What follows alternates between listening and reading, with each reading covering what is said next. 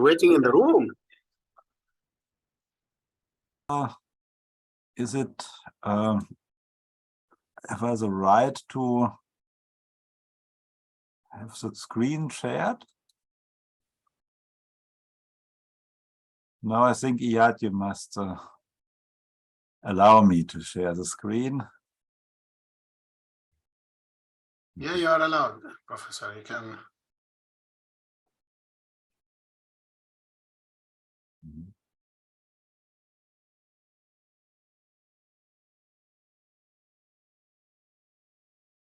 So we have it here. And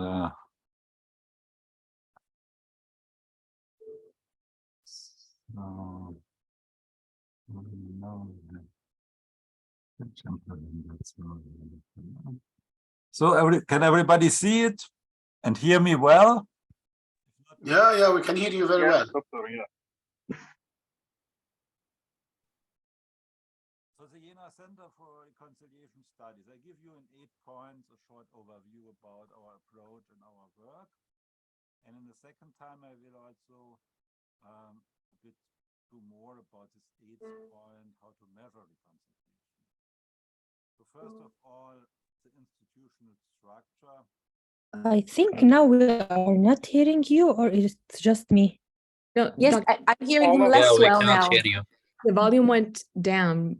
Just Professor Leiner, the volume, we cannot hear you. Can I go closer to the screen now?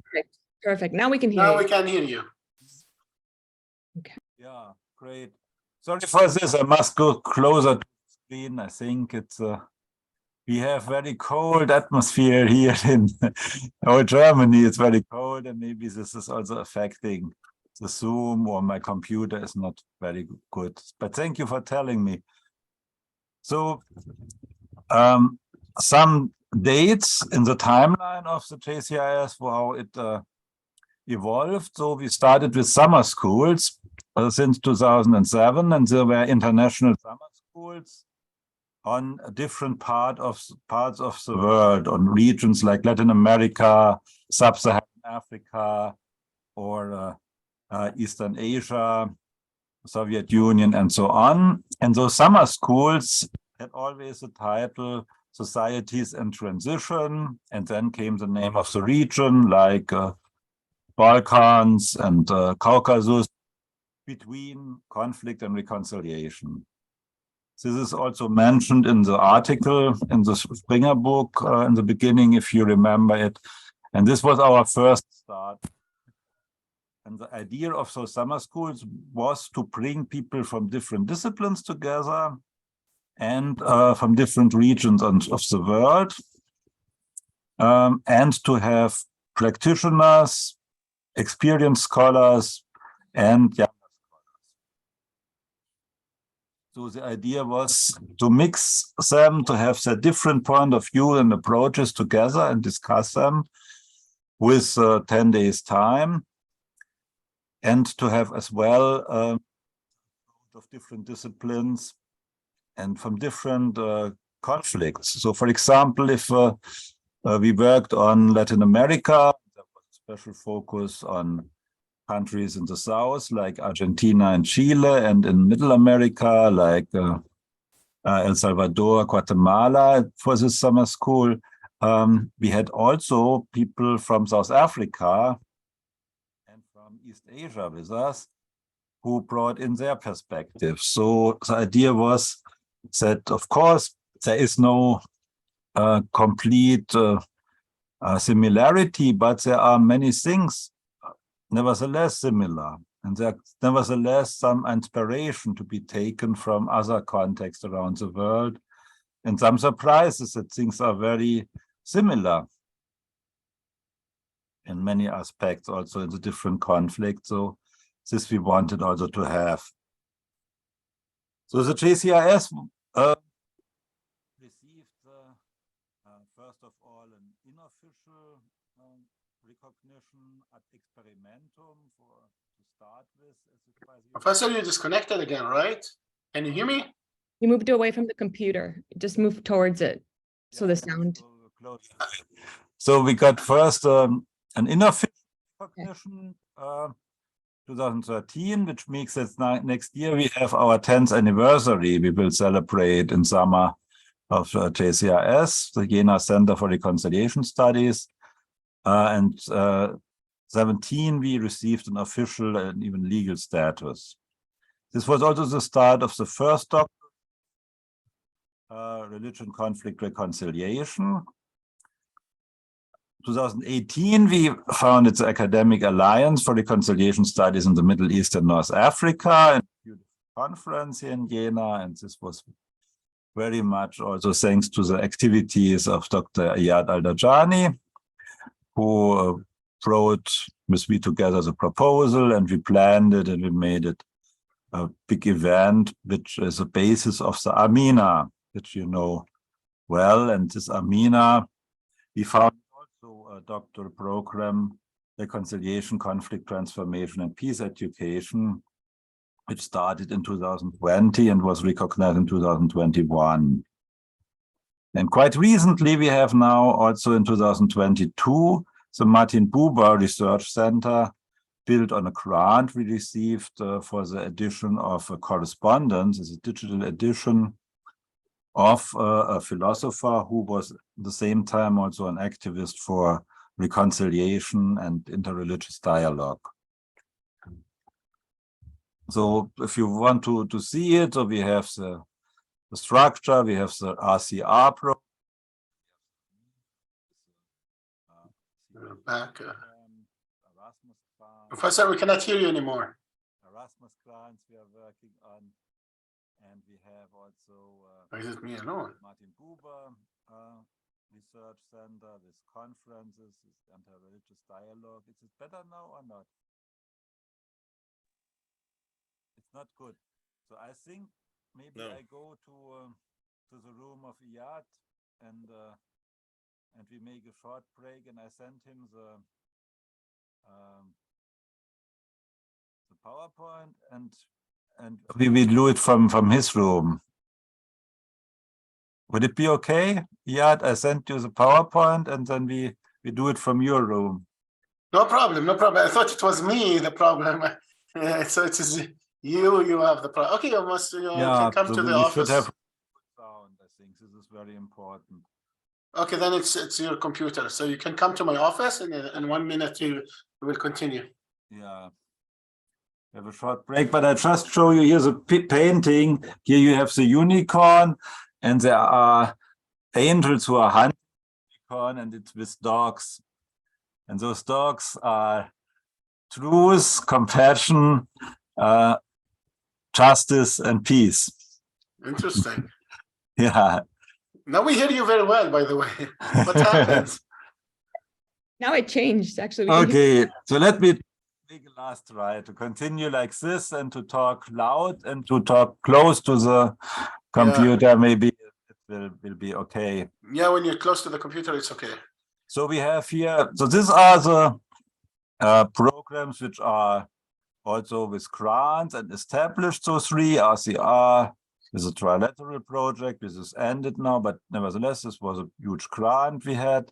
Amina with the Erasmus is an actual grant, and we had also for this Martin Buber research, we have also a grant for the edition.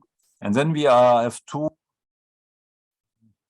topics which are in construction. One is Paul Ricoeur from Marquetta, who works with this French philosopher, Paul Ricoeur. He made even his PhD with him, and he has built a page, Paul Ricoeur in Jena. Maybe you saw it on your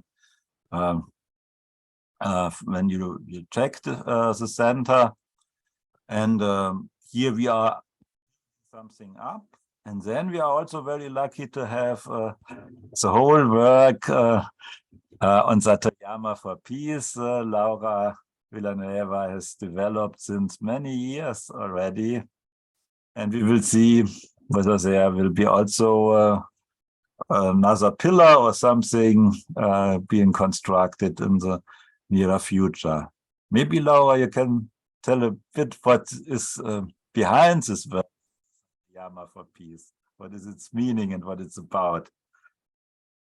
So Satoyama for Peace, to start with, Satoyama is actually a place that is between the untouched nature and the city.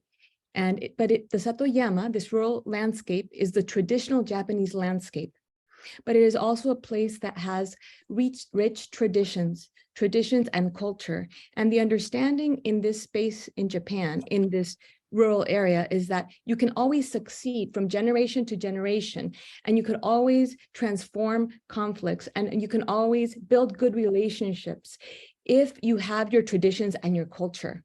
And you build out from this in this space called Satoyama, for that now I've termed it Satoyama for Peace. 15 years ago, in 2007, we started, myself and a Japanese organization. I joined the Japanese organization. At the time, it was just getting started.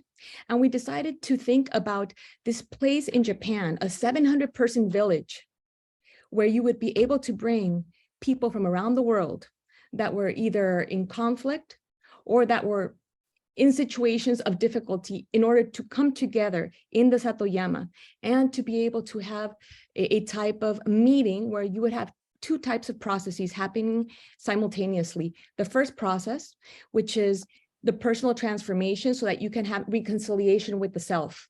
Now you're going to hear about reconciliation with the self from Dr. Leiner in the presentation. So we have this process where we have individuals come and they're doing reconciliation with the self. We have a process, but they're also learning about the Japanese environmental perspective, how the Japanese consider the environment, the tools they use, and sustainability. How do you build a sustainable lifestyle? So after you have these two processes, you're able to, one, reconcile with yourself, have more space to then reconcile with another group of people or people. In general, it depends the groups that we've taken there in the past 15 years. So in this sense, Japan offers a new lens of how do you go about conflict transformation? How do you go about reconciliation? What does peace education look like? And it's inside of this rural landscape, the traditional rural landscape of Japan. And the one thing that I should say is that every place in the world has a Satoyama. That's the beauty of this. Every single place in the world has a rural landscape where you have traditions and culture, where you have a way of understanding reconciliation, conflict transformation, and even peace education. I've seen it in Japan. I've been in places in Colombia. So I hope that in the future, I'll be able to share more about this, but I don't want to take away any more of Dr. Leiner's time, given that he has a lot of important information, important academic and also practical information to share with you about the JCRS and about the Hotterlin perspective and the reconciliation processes, conflict transformation, and peace education, which is the focus of our MENA. Thank you so much. Yeah, great. Thank you very much, Laura. And I think it's very inspiring what you are doing, and we are looking forward to what we can learn and how things can evolve. Dr. Leiner? Yeah.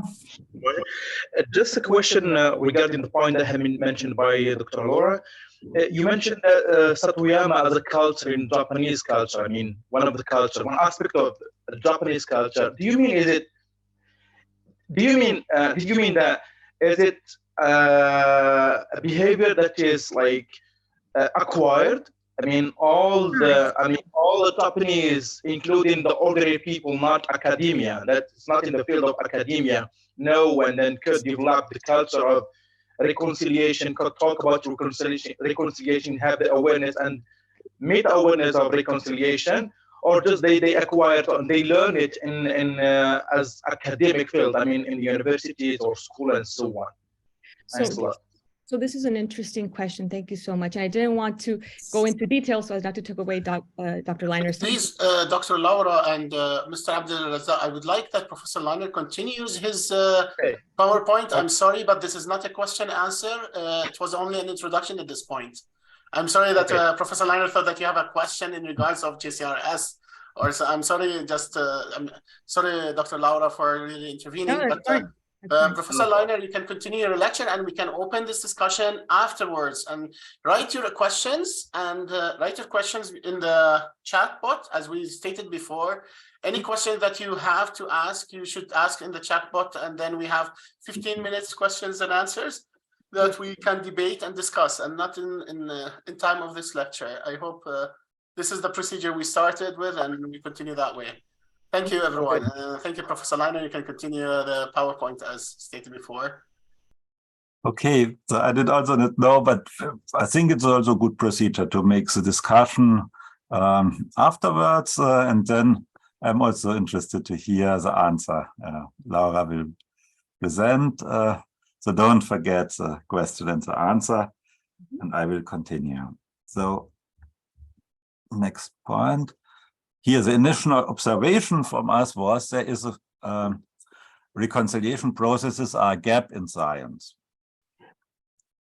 There is not much research on those processes. I was so much astonished to see that there might be some work sometimes, a certain practice of reconciliation, especially transitional justice activities have been quite well researched, but reconciliation processes are not researched in science. They research more conflict, a lot more conflict, and a lot more other and researches on, but reconciliation process as a long-term process to bring people together, to heal relationships, and to bring more justice and social inclusion to a conflict. There is not much to be found. They have only from a certain discipline perspective sometimes something, but there's a huge gap. And this was my first observation when I thought we should do something. And the initial ideas you find in the volume RIPA, Research in Peace and Reconciliation, volume 1 on Latin America. And we have already 4 points in this introduction, in this quite early book, 2008, where we wrote about 4 points. First point is to understand reconciliation processes. It is important to work in a transdisciplinary way. This means those processes are so complicated that it is not doable to understand them if you are only using the approach from one discipline. Oh, We disconnected, Professor. Yeah. You can't hear you anymore. Now we hear you. Don't Yeah, stay away. I had to stop somebody who tried to call me, and with his phone here, and I have seen no other way than to do what I did. So then this was the first transdisciplinary. We need different disciplines, and we want to work intensively together in those disciplines. The second point is global comparative research. We want also to research on conflicts around the world, different conflicts, and win insights by the comparison of them.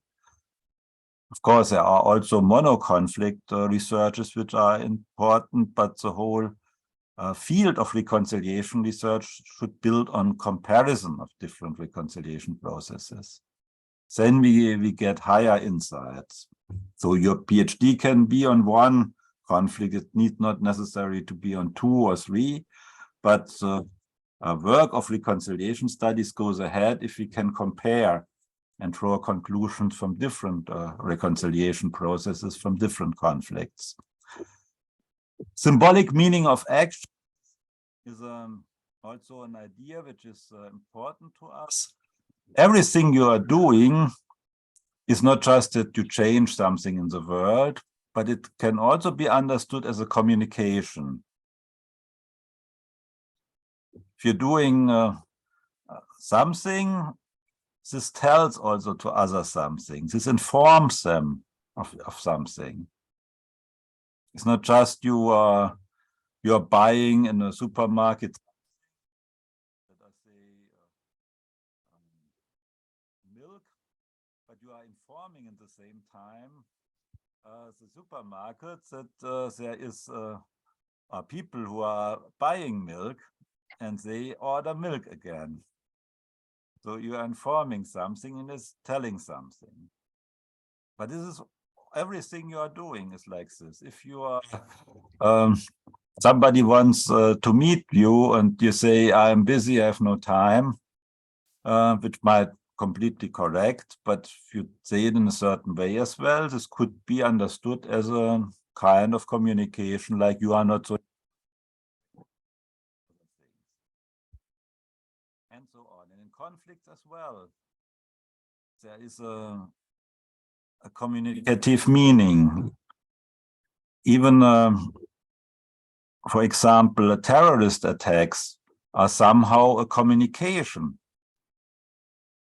The destruction they often bring is not really a big problem for another society or a state, but they communicate to others, we are there, we are dangerous, we need to be heard because we are committed to do something in this conflict and we need to be integrated, and they communicate to others, fear, be afraid of us. We are not people you can just neglect. So this is the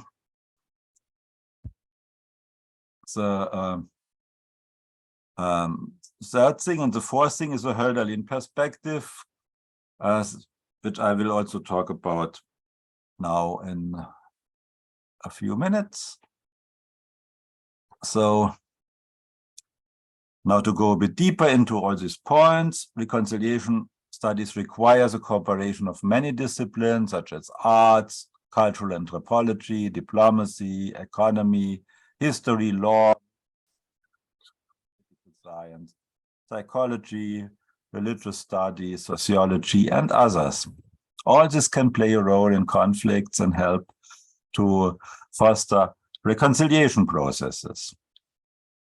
Transdisciplinarity, in difference to interdisciplinarity, means that you do not just exchange results at the border of disciplines, like you ask an expert of economy what economists say to this problem, the specific problem, and you get the answer according to their work. But you are following the question through the disciplines. You want to understand how they do it and why they come to those results.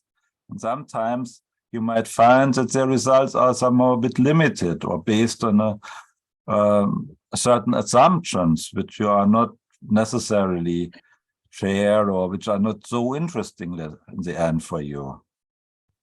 But you can also find new questions, work with them, and make common efforts with other disciplines. And many people who work in transdisciplinarity also underline the relation to practice. You need practice as an outcome of your research, that you come to practical consequences, and it should somehow be related to the common good. Something good you want to find is the thing you develop. This is according to several theorists of transdisciplinarity who are looking even beyond science. And we also are sympathetic with this idea that there is an ethical framework and a relationship to practice, which is important.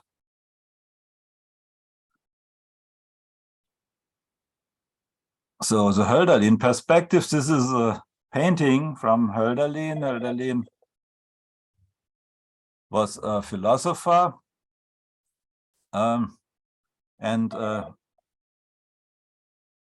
it's really incredible. Somebody does not stop to call me. Yeah, Friedrich Hölderlin. Just answer. Sorry, a short moment.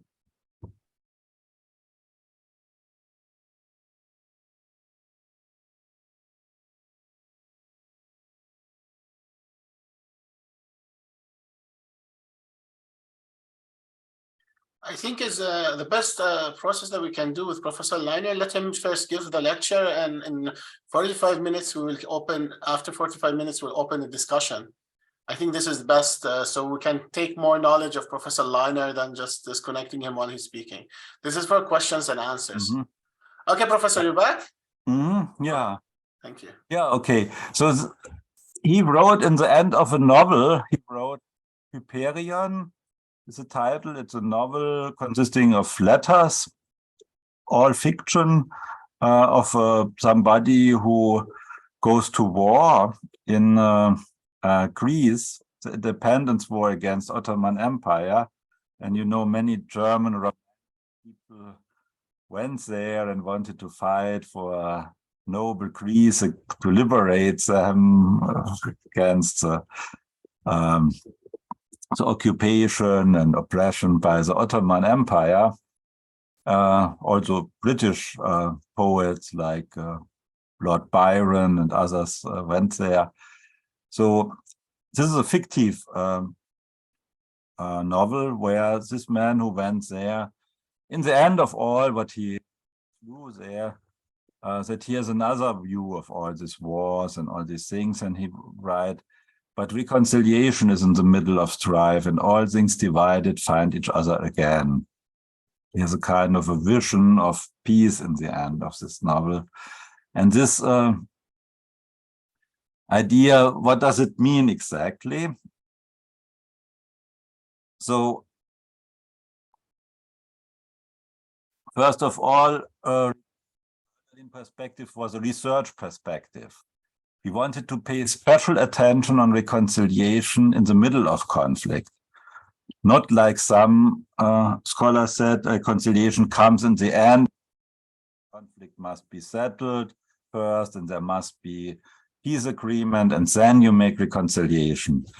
No, our idea was to come to a good peace agreement, you must already do some steps towards reconciliation. You must have better relationships and some trust built, and you must have people willing to engage again with the enemy.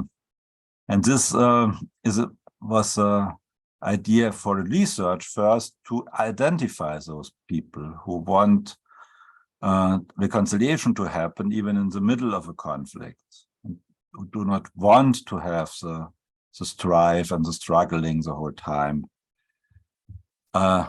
Would I see please gather your questions, and in the end we will have a lot of time for discussing them. So please note them or write them in the chat, and then we can continue. We have then we developed a kind of a conflict theory with a Hölderlin perspective. And at the third point, it became also a practical approach with a goal to encourage transformation of the conflict from the tendencies toward reconciliation we can find in it, as a practical approach. And the basis for this is that we think that conflicts are not negative in themselves, but a tool to get towards reconciliation. For example, by working on values such as justice and truth. The problem with conflict is only that they are often disputed in a destructive way, and that violence happens, and they are not getting to the goal people have, to the real goal. They want something, and often this is not achieved. People lose a lot of time fighting, but not getting to a better life and situation. So reconciliation is working with and on conflicts on justice and truth, and not opposed to it. Sometimes people say we want justice, not reconciliation. But then we always ask, yeah, which justice and whose justice you want? Probably you have one idea what justice would be, but others have different ideas on justice.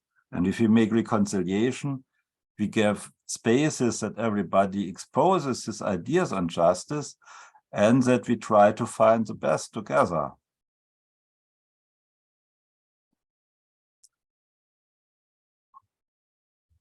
Yeah, then the third point the definition of reconciliation.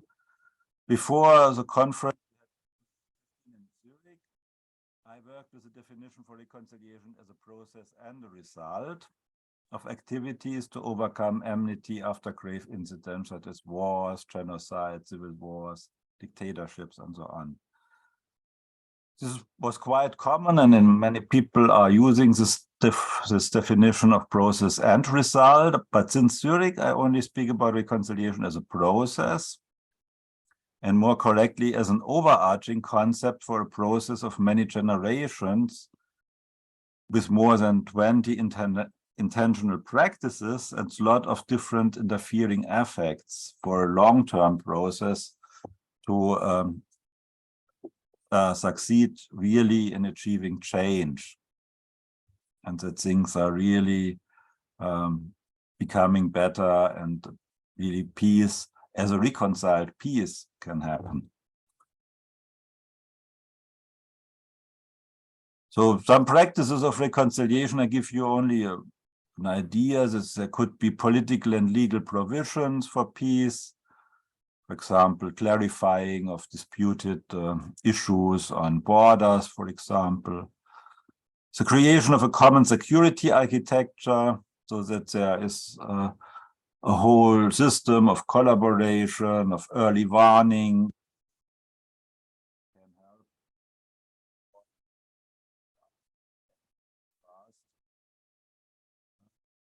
Apologies, reparations,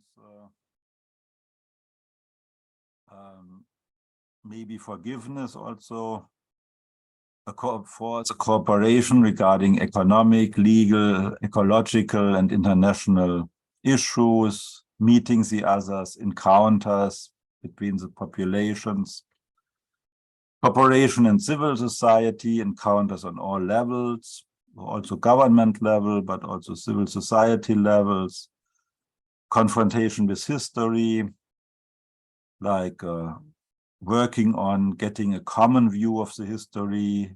Historians' commissions could work on this.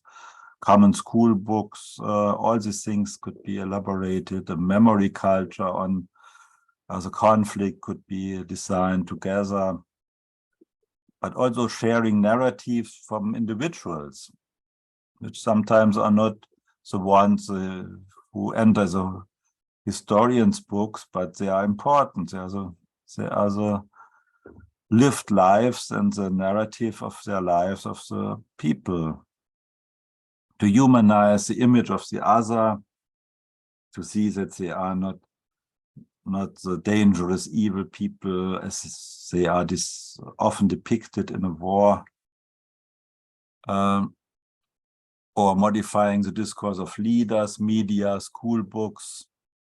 We had also in 2022 this peace education as a focus of our conference. And all this must be related to a theory of change to work with the young generation, because the young generation will be the future. Therefore, it's important to reach out to them, or to school books and so on. Individual, psychological, and social help, including trauma therapies, is also very important from the conflict times on.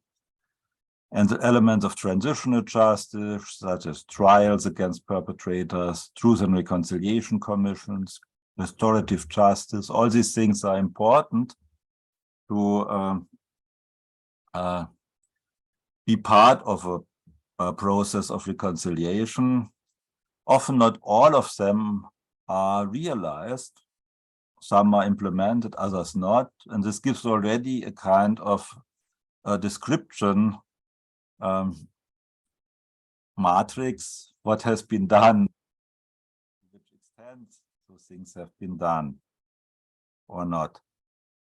So these practices, I only listed 11, some can be split into more, and then there are also other things you can do and think about, but I wanted just to give you an idea what all can be part of this. And the definition we propose is reconciliation studies are the scholarly description, interpretation, and evaluation of processes of creating, and then in quotation mark, normal and if relationships. Or you can just say of creation of better relationships between states, groups, organizations, and individuals reacting against past, present, or preventing future grave incidents such as wars, civil wars, genocides, atrocities, forced displacement, enslavement, dictatorship, oppression, colonialism, apartheid, and other human rights violations and injustices. So this is a definition we work with.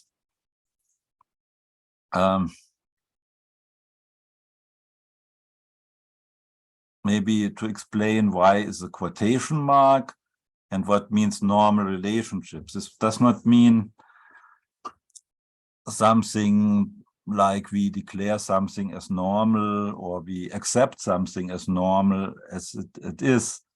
Normal means in this case only they are similar to the relationship to another group where this grave incident did not happen.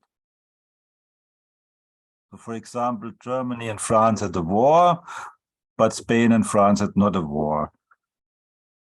And if there is a normal relationship, the relationship of the French with the Spanish is approximately the same as the relationship of the French with the Germans. Then you can say things have become normal again. And this, who decides what is normal? These are the people who are concerned. This is not viewed from outside, somehow researched by data. Data can help, but the people who decided whether there is reconciliation or not in the last instance are the people themselves. They say we have now better relationships or not.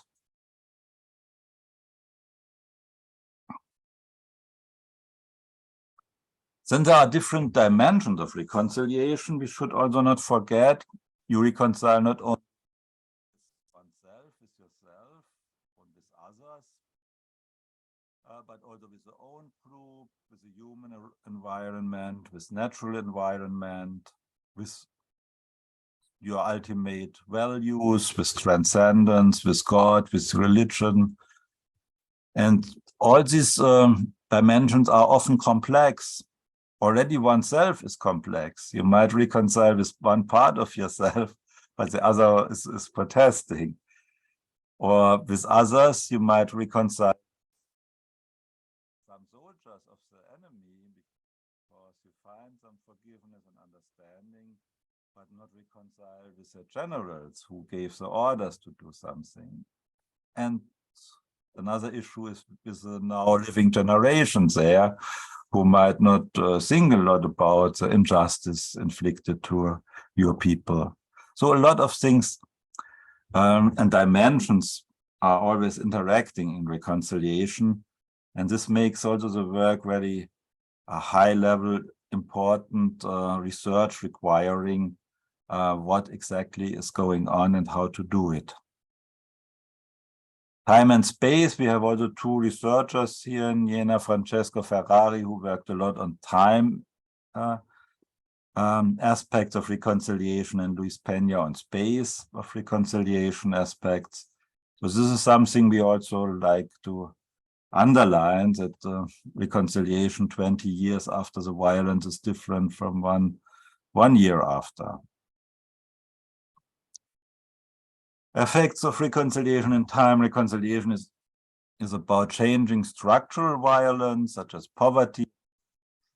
It's about creating a culture free from hatred, negative stereotypes about the other group, and about mutual and sustained respect. Respect is especially also something very important because recognition of the other is something which helps a lot for reconciliation, and we want to research more about this. Which kind of recognition is needed and is important. And again, every act is not only symbolic communication, but it's a communication of respect or a non-respect of the other. And that process includes the establishment of mutual trust and cooperation and goes deeper into a confrontation with the violence and injustices inflicted by one group to another in the past, by organizing situations of personal encounters between victims and perpetrators, as well as through apologies, forgiveness, and reparations in the present. And it should lead to an orientation towards a common future. Common future is emerging in the process often. It's often not a common future you know in the beginning, but you find it out by making a reconciliation process. I think, for example, in many conflicts, there is also not clear for everybody, so clear what will be the solution. Will it be a state of their own? Let us say Kurdish conflict with Turkey and or the Kurdish parts in Iraq and Syria and Iran, a Kurdish nation, or staying in the countries they are living now and getting better conditions for themselves, more autonomy, more respect, more opportunities to travel, really working through of the violence all the states inflicted to Kurdish people. So this will emerge in the process. We cannot say this will be the solution or something else before the process has been done. So we have another term, fifth point, frozen conflicts. So we developed the conflict theory from reconciliation theory because reconciliation is working on conflicts, and conflicts, as already said, are not necessarily negative. They are expressing a demand, expressing the wishes of people to do something, to get more justice or whatever. And but these conflicts can be frozen, and the term of frozen conflict is known in political science, but it is often only used. People talked about the Cyprus conflict is a frozen conflict because there is the UN, blue helmet soldiers, and there's a border, and nothing is moving anymore in one sense or the other. But in reconciliation studies, we think that those conflicts have by themselves always a tendency to move on, but this moving on can be stopped, not only by military, but also by laws, by social separations, by economic walls, by social, psychosocial boundaries, and so on. There are many walls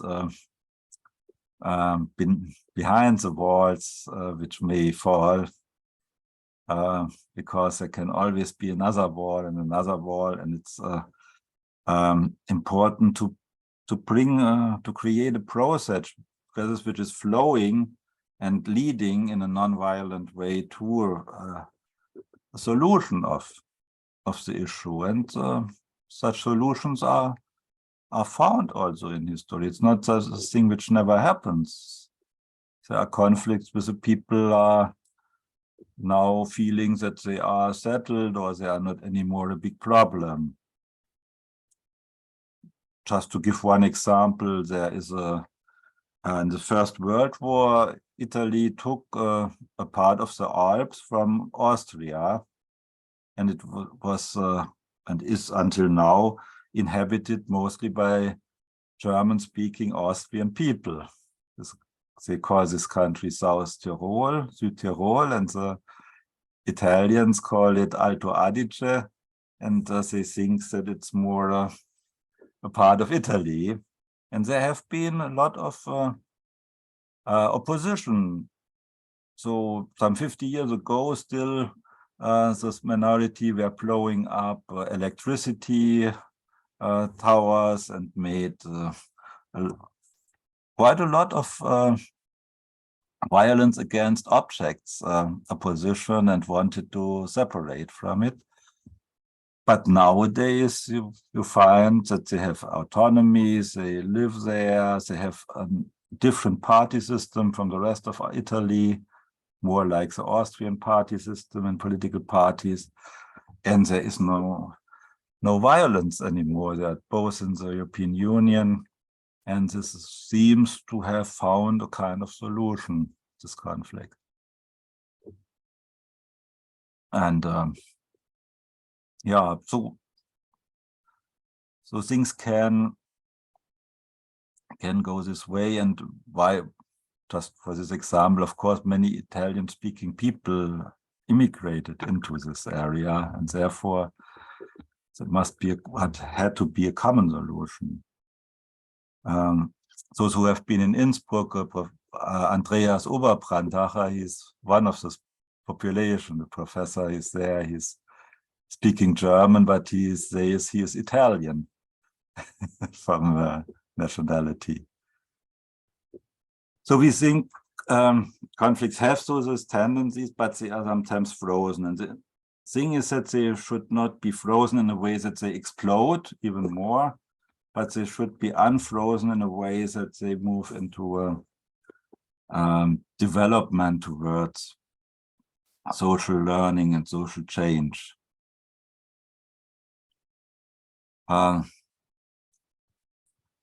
Sixth point for reconciliation introduction, which topics we can apply reconciliation on.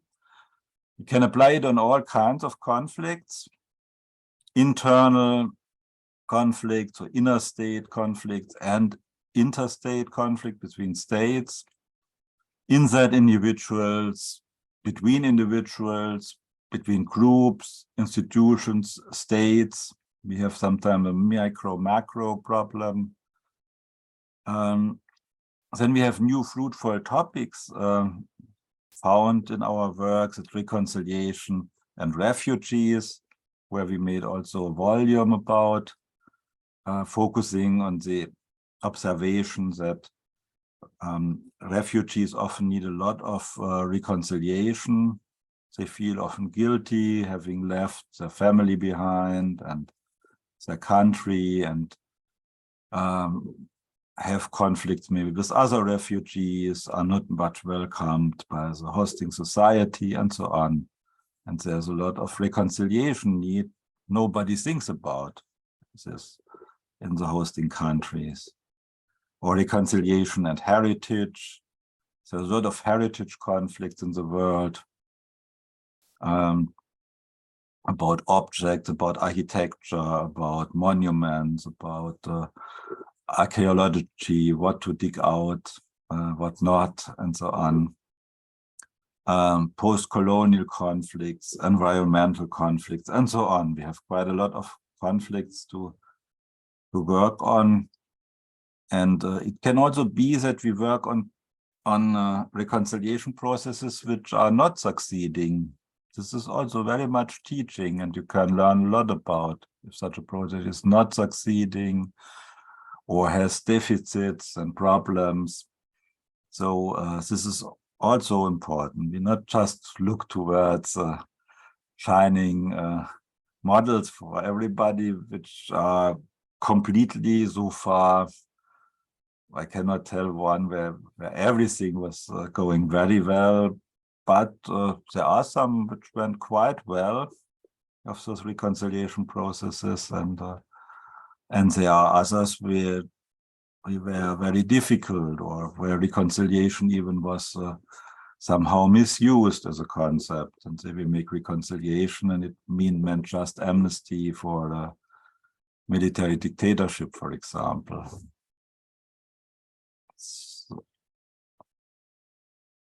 So then, important for us is also the way from theory to practice. Even if reconciliation, the main goal is to make it an academic field and to have high standard academic researches, we also have this idea of phronesis coming from Aristotle, Greek philosopher, who in his book Nicomachean Ethics wrote in the book 6 and 7 that phronesis is the art of finding the appropriate. This is the original sense. So phronesis means to find the appropriate thing in a certain situation as a person you are. So this is for him very important in ethics, to find the appropriate thing to do. Not to follow just a general plan, but to find what is appropriate here in the situation. And this is an own work on its own. And this is something where it's important to have knowledge and science. So episteme, it's also important to have tools, technical knowledge, but the most important is to find the appropriate thing to put it into practice. And phonetic research is also a way to do research, to look into what is appropriate in a process. And you can do it with many interesting ways, using also internet and other resources, but you can do it also without internet.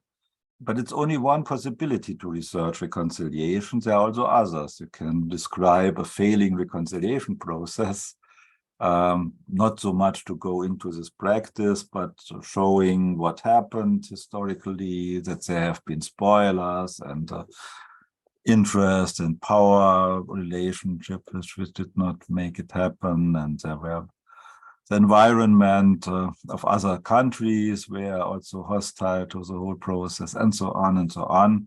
So this is also, for example, a work you can write on, or a lot of other things we design together what you want to write on, and we will see. But I recommend to look into this phonetic science, because it's a good science, an important science, and you can go far into practice and learn from practice by thinking about the art of finding the appropriate.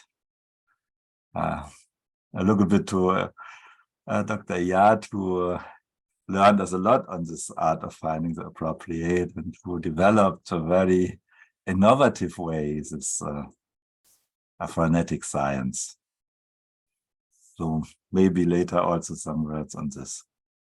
So some last things about how to measure reconciliation.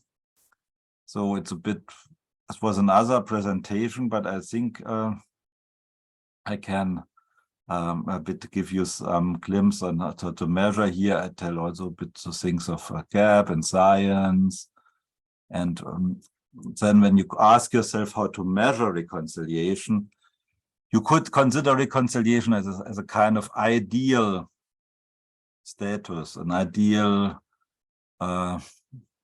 situation which never is reached. And I think this is very unpractical for research, because with something you have not under your observation and you cannot see, it's very difficult to measure or to see something. If you say reconciliation are the peak experiences where the people are feeling reconciliation happening, where they are hugging each other and understanding each other again. So those are wonderful moments, but it's also difficult to research on. Normally in this moment, there is no researcher around, and on the other side, who can, and the people do not want to make interviews or to fill questionnaires or whatever. Also the idea of reconciliation in short time approach is, we thought that it's not so much working because it's a long-term history, and therefore I think we must measure it as a multifaceted long-term process with many elements, and so we can, how we can measure it. And the measuring would be dominantly subjective. So as already the quote of reconciliation definition showed, normal and if possible good relation refer to the subjective assessment of the relationship. Normal is a relationship if it is more or less the same as with the individual, group, organization, state, where the grave incident did not happen. Good is a relationship if there is trust, appreciation, wish for cooperation, sympathy, or even love.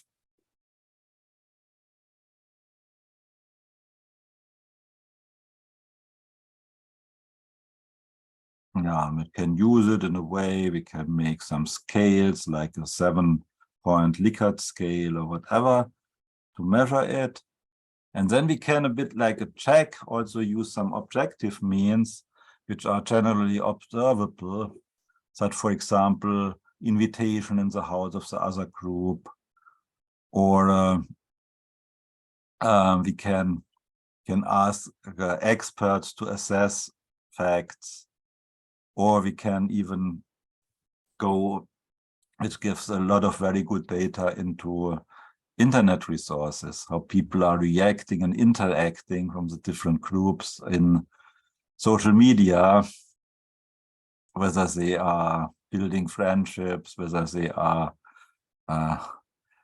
giving likes to things from the other group and so on. And there we have a new way to assess directly some interactions without having to observe the whole world and to bring them together. So, but we can use and find them in the internet. So practices have also described. So those practices can, of course, also be assessed, and you see how much has been done in reconciliation, and you can compare it with the subjective and objective assessment of it, and then you can see the process was like this, and it worked very well with people who were targeted by a school book reform, for example. They changed a lot. We saw in their Facebooks, for example, but it did not work for elderly people who still believe that what they have been taught half a century ago about the other. So such things you can find out. This gives you just an idea how to research reconciliation, how to measure reconciliation, because this was a certain time an objection we had often to face, that people say, how do you want to measure reconciliation? This is too much an internal thing and too much something you cannot grasp so easily, like other things. And the last thing I promised you, we can also talk about this book. But I want from my article also tell you a bit what this subtitle means with the unicorn. So I stopped this so that you see the unicorn bigger behind me. So this is a painting in the cathedral in Erfurt, but there are quite many medieval paintings of the hunt of the unicorn. And the unicorn, you see, this is an animal a bit like a horse, a wild horse, but it has also this one horn, which is very dangerous, and you must really avoid to be targeted by this horn. And it's a very wild, energetic animal, and making in the mythology a lot of destruction where it's running around. So, and this symbolizes somehow all these energies of aggressivity and war and wanting to go to do something which is beyond law and order, and to maybe to go to war, and to like to have also a violent approach to conflicts. But this animal can be tamed and can be caught, and according to medieval thought in Europe, you need some angels to hunt it. So some kind of very well-intentioned person to work on this to overcome the violence.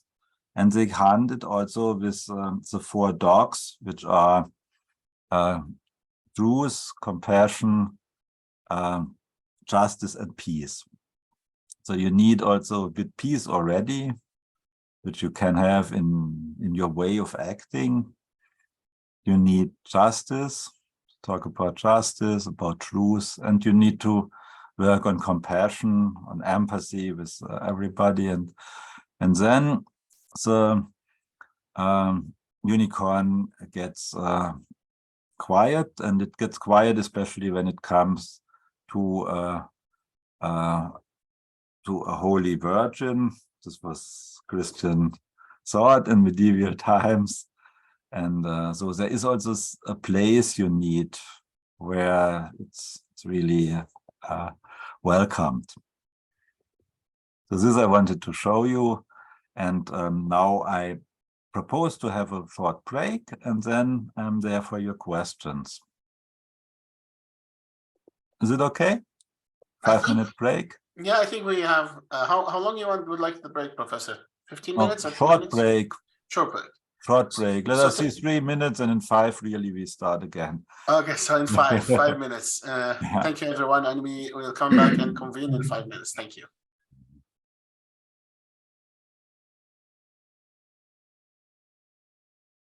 Professor, I will start the recording.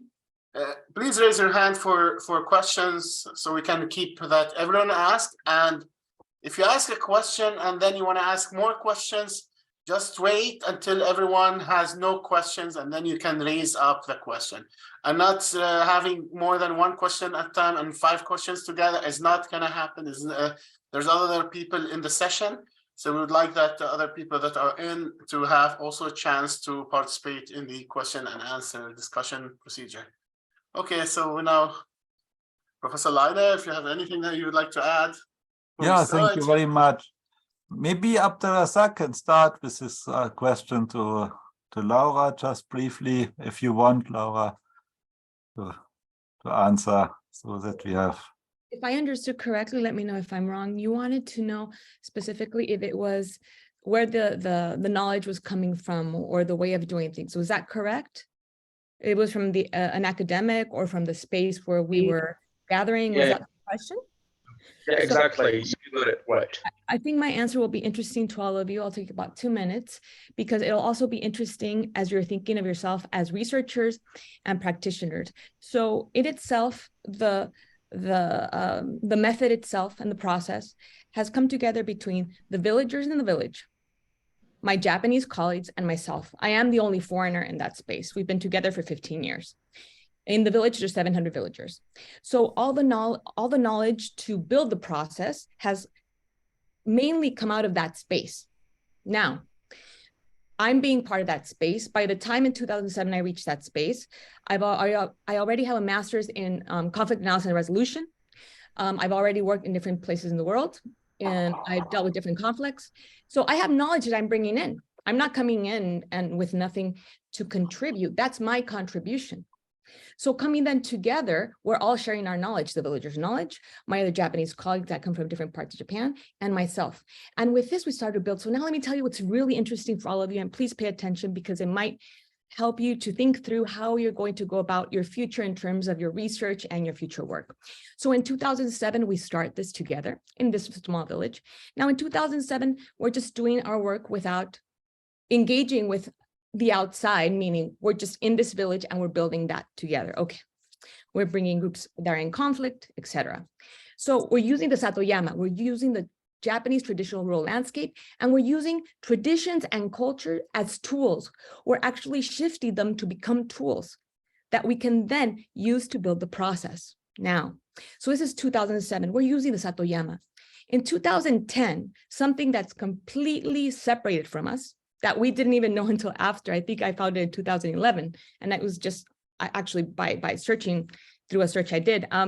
In 2010, the United Nations and Tokyo International University decide that they are going to create a worldwide network of Satoyamas around the world that are focusing on conservation and diversity of nature. But that's it. We didn't know they were doing that. They didn't know of us. Okay, that's 2010.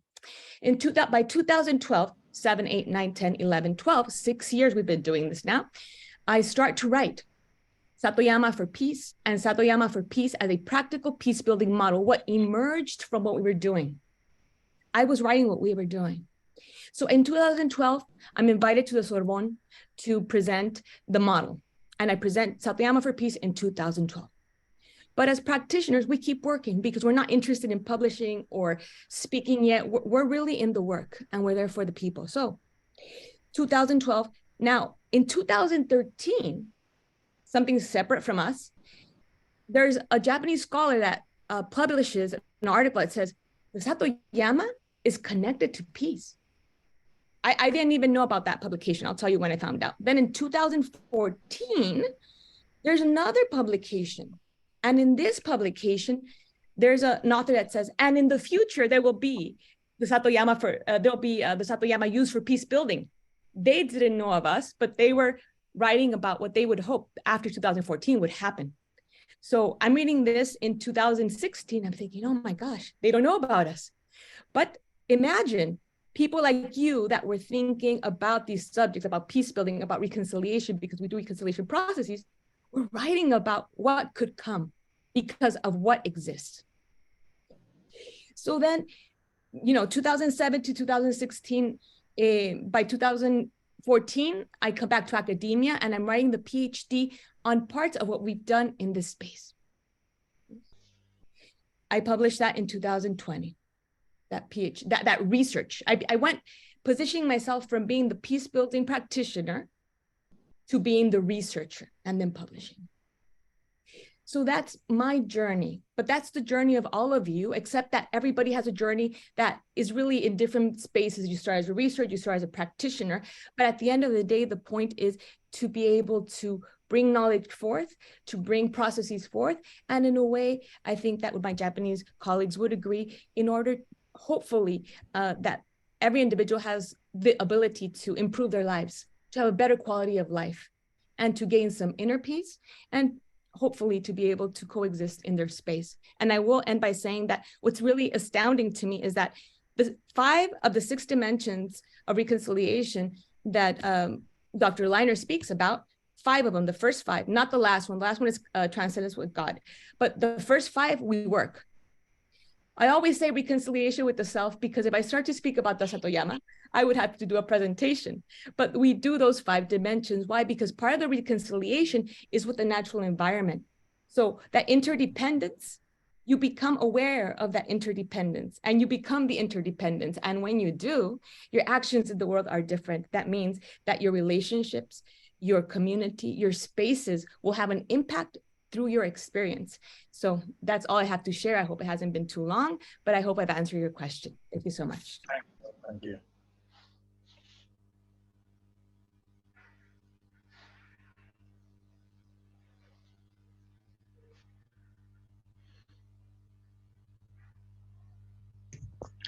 Dr. Edwin, your mic is off. Yeah. Okay, my mic is off. Thank you, Abdul Ghani. I did not know that. Maybe we have Mudassar. I would like to ask a question, Mudassar. Yes, my question is that how we communicate in war situation, especially in deep conflict, how we communicate to other parties in deep conflict situation. Yeah, thank you very much. This is often a crucial question, how to have a dialogue to happen, and who has this possibility. And it might be dangerous also to do it, because if you do it, you can be considered as a traitor by your own society, or the enemy could use you as somebody they kill, or they put in prison, or they work with to have you. So you have really to be careful with it. But there are, nevertheless, in all conflicts, situations, people and opportunity which can bridge the situation to communicate. So one is, which can happen, is the media, which are worldwide, which sometimes are in a safe way available have like for example, social media contact cross borders in a conflict. This happens relatively often in conflicts, that people are doing this and are even informing the others and what's happening there. Then there are people who live abroad, which are often a huge resource for peacemaking. So you have expatriates from both sides, and they can meet, and maybe they get quite good relationships somewhere. Let us say you have India and Pakistan, and they live in the UK, and they learn to work together because they are there and they have many things in common, and then there is a conflict, and this could be a bridge to talk to each other and to find also a group which would finally prefer not to have an escalation of a conflict in destruction, but a constructive solution. Or you are a politician or a diplomat or something like this. Just to give you a few of those examples, and those possibilities, we think are paving the road and are important to find out of a violent conflict, to get back to peace. And we want to focus on those activities because we think they are important to understand how things can change. Thank you, Professor. Mm-hmm. So, Abdulrazak, you can ask. Unmute yourself. Muted. Thank you so much, Dr. Yeah, thanks a lot, Dr. Martin and Dr. Laura, for clarifying the idea. And I need to clarify the reason why I asked that question, because when I read your article that you shared, Dr. Yan, and so I expected Dr. Martin to talk about, I mean, to meet my expectation when talking about like the reasons why sometimes we fail to yield success in reconciliation, because to my mind, and then I see it from this, personally speaking, I see that the failure of reconciliation or getting succeeding reconciliations go beyond, I mean, having the enough money or the enough time to invest in a reconciliation. It goes beyond that and then can reach, and the reason could be, the failure in transforming the life and transforming the mindset of people, of getting a clear understanding of what is meant by reconciliation. Because people, when you ask people about their expectation, they expect instead of, for example, reparative justice, they expect retributive justice. They expect that, and they expect like they expecting the truth. It's not, yeah, they expecting to get the truth and nothing else. So that's why I ask: is it acquired? It is a tradition, or it is something learned? If we could believe that the Japanese society could a culture or like cultivate this kind of culture, it's a high time to think of a way of an approach to make people aware of the procedures. The procedures of the reconciliation as a system that they need to understand. That's why I see that it goes beyond the money, it goes beyond the time, and it's about understanding of reconciliation as a procedures, as a system, and so on. Thanks a lot. Thank you, Abdulrazak.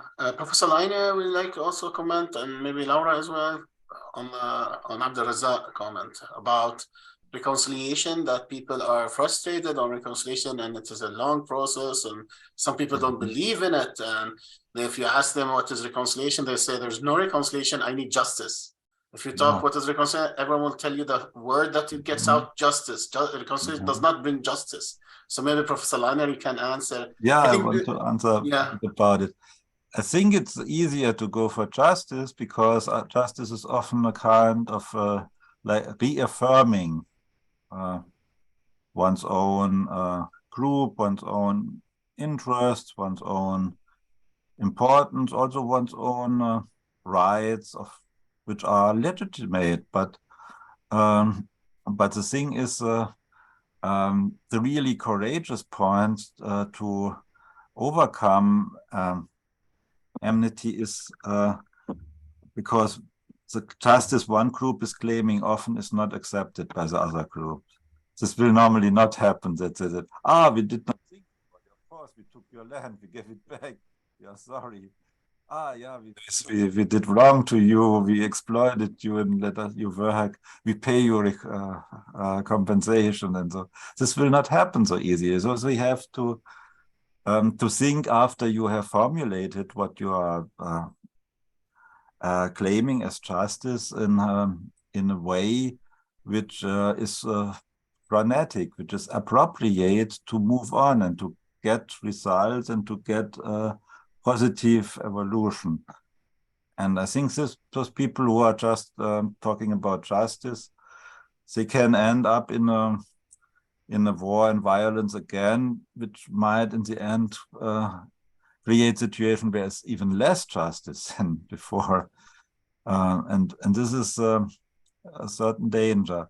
So therefore, you need to think about reconciliation, how to bring together the different justice claims of the different groups, and to find a place where to discuss it in a peaceful and respectful way, and to get recommendations to get forward with it. And I agree with you in many contexts. Reconciliation is seen as something weak, but as Nelson Mandela said, it's for the strong. It's not for the weak, and it's something you must be strong and flexible and courageous to go ahead with your enemies to advance on those things. And the other thing I agree with you that there is a lot of money spent and propaganda and public discourse against reconciliation. It's so easy to make hate speeches or to say we will do this again. We have this even in Germany also, and in Europe with Ukraine and Russia. Of course, it was something very bad to make an invasion in a peaceful neighboring country. But if you say we will never make again something, we will not make peace, we will not discuss, and so on, and complete boycott and even more, and not even parts of Russian culture we have anymore to be performed in theaters or in concert halls. So this goes far, and it's just cutting off some opportunities to get out of this war, this terrible war. So this is what I wanted to say. Maybe Laura as well. I'll be brief because I think you said that very well, Dr. Leiner. So what I wanted to say is, first, I do think that in every culture, there are the tools and for reconciliation and for the processes, and they're inside of the traditions and they are inside of the culture, except you have to be willing to say, okay, what is the tool set that's appropriate? And in Japan, there's something similar to phronesis, but it's called toku. And it's actually the experiential knowledge that you're going to gain in order to be able to think clearly and make ethical and sound decisions. And it's similar to phronesis, actually. I've never shared because, like I said, when I start speaking, I'm very passionate, and one day I'm sure I will have a time that Iyad will permit me to present my work. So we have that, but what I wanted to add was every culture has it. Now the point is, and that's something that all of you are working towards, that you need to understand through your educational process, is how do you actually build a process with real people? And then we have to be humble with time. Long term. And I always start with, I said before, there's the five first points of dimensions of reconciliation, we work in Japan. We don't work the last one. But I never give more detail except reconciliation with the self. I don't go into the others. Why? Because I found that people that start with reconciling with the self, whatever part of you can arrive to in a process, they are much more open and they are much more ready to think holistically about the situation they're in and saying, now I understand what this process is like. I can connect with that other group I don't want to connect with because at least I understand part of it because I've lived it, I've embodied it, it's been in me. I know what it is. So that's why I always start with that one and I don't go into details. One day I'll present on that. So what I wanted to add is that it's a long-term process, that we have to be humble in terms of time, that we have to always ask of people things that they can do. People can only give what they have, and we have to be aware of what people have to give that they can give at that moment and be respectful of what we ask for them to take a leap. We have to take a leap of faith. You can ask people to take a leap of faith and engage in a process, but you have to be humble about, you would never want somebody to ask you to give something you don't have. If you don't have love at the moment to give, you can't give it. Compassion for yourself, you can't give compassion. Whatever you don't have, you cannot give. So we have to start thinking also the processes, the knowledge we have, the practical wisdom, whether it's Toku in Japan or Phronesis for Aristotle, we have to start being humble about the real people that engage in this process and how, as scholars, as researchers that you are, and the future practitioners and leaders of your country, you're able to be respectful and yet very firm in getting this dissertation that you're doing done, because it's going to be very important for your futures and the futures of your country. So that's all I had to say. Thank you so much. Thank you, Laura. I add actually on Professor Leiner's work as well.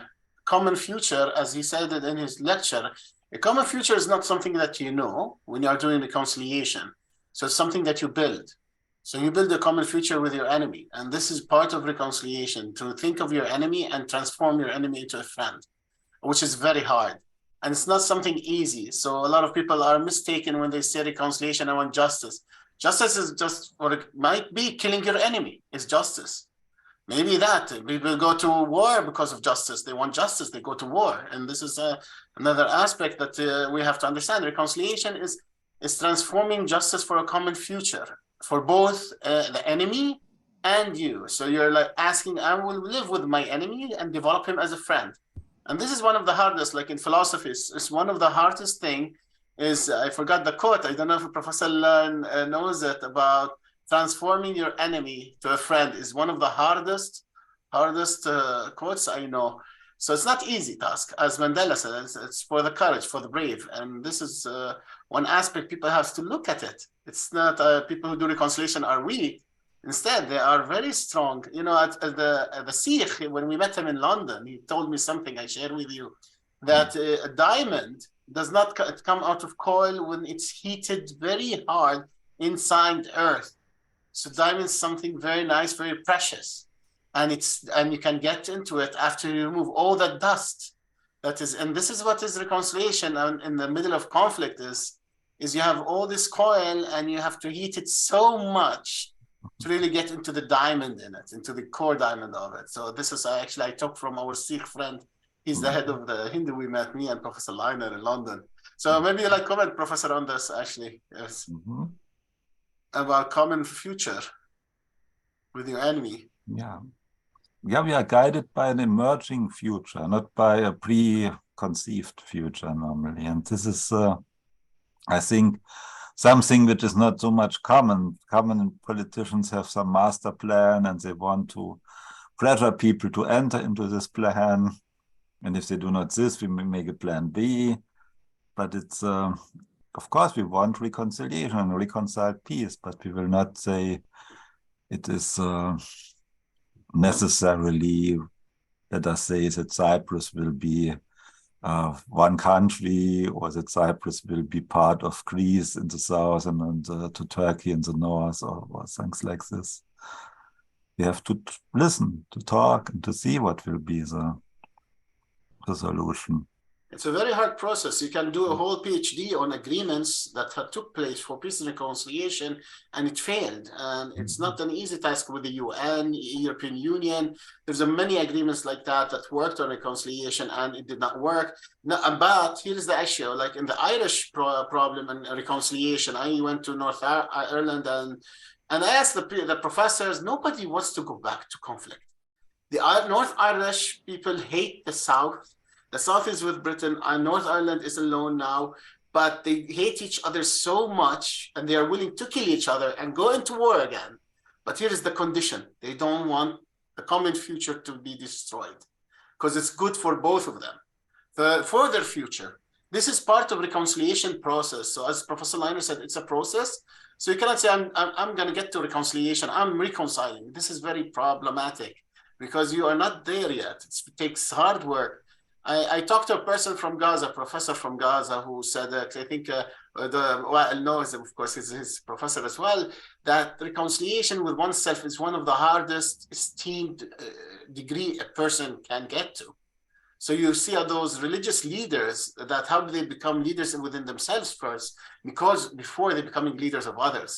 We want to become leaders of others, but we forgot that we need to be followers first to become leaders or understand our suffering or the suffering of the other, to understand how to reconcile, or with ourselves at first, and then to reconcile with one another, and then we can work. It's a total very big issue. I think also, Abdulrazak, maybe I can leave Yamir first, and then I come back to you. I think it's better for make diversions. Yamir, can you ask a question if you like? Thank you, Doctor. Thank you, Professor, for your nice presentation. Maybe I do have weak internet because of light. So I think you are hearing me. Yeah, we hear you very well. Okay, thank you. So just I want to thank my professor for his explanation and reconciliation. I want to ask him kindly for sharing his experience and view on the stakeholders' participation, especially conflict and reconciliation towards groups, individuals, interstate. It may happen, reconciliation may be put in practice. So my question and asking him to share his view is that civil societies nowadays are not involving in reconciliation, since they are involving in charity, in training, in donation. But more than this, especially in post-conflict societies and in between conflicts, civil societies are giving much attention for other things like giving materials or non-material things. For regarding reconciliation, for peoples and for societies, reconciliation seems ineffective and ideal, not practicable. So the more than state actors, states are usually considered as main actors for reconciliation, and mainly state bodies, state actors, state apparatus, totally, I can say. But other individuals, organizations, even religious organizations are not sufficiently doing on issues to reconcile groups. And also just, it is difficult, especially even in my area and also in Africa, in East Africa, in Palestine issue, in Syria, in Libya, and also we can mention. So the engagement of civil societies toward reconciliation is not seen yet in broader view of the world. So just it may not be questioned, but to share his view regarding the actors on the issue. Thank you very much.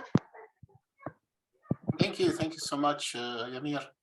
Maybe I take also Wael Dukhan, and then I go back to Abdulrazak. Wael, you can also ask question. Thank you, Dr. Iyad. Nice to see you again, Dr. Leiner. My question is coming from political and international. Can you hear me? Yeah, we hear you very well. Just now. Yeah, we can hear you. Okay. My question is coming from political and international relations background. My question is, can we claim that the theory of reconciliation is presenting a third or a reconciled theory between realism and idealism or liberal theory in international relations? Since realism says that there is perpetual conflict between states, and states work for self-interest, and there is always conflict is always there between the states, while liberal and idealist theory says that interdependence and cooperation is creating peace and peaceful relation between states. So, yeah, can you make a break or something? Yeah. can you hear me? Yeah, we can hear you very well. I think Okay. yeah. So that can we claim that a reconciliation theory can present a third way that says that that admits the conflict and the presence of conflict, but at the same time work or admit the need and the importance of cooperation and interdependence between states? Understand me? If I understood right, you were asking for some literature or some theories on state-to-state relationships where reconciliation is described. So what we have on this is, especially we have some political scientists and historians studies on reconciliation processes. For the interstate case, it's very classical, the German case, and very classical is a work of Professor Lily Gardner-Feldman from Johns Hopkins University, who wrote a book about Germany's foreign policy of reconciliation. So I write it also in the chat for you, just to show it to you.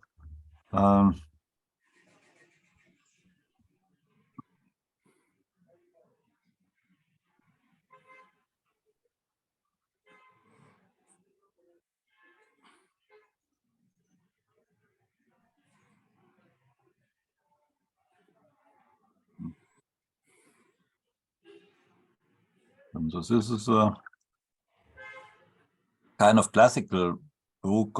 It's treating several reconciliation processes with France, with Czech Republic, and other countries, Poland, and this description, she looks into different dimensions of reconciliation and tries also to give some information about the necessity, why they did it.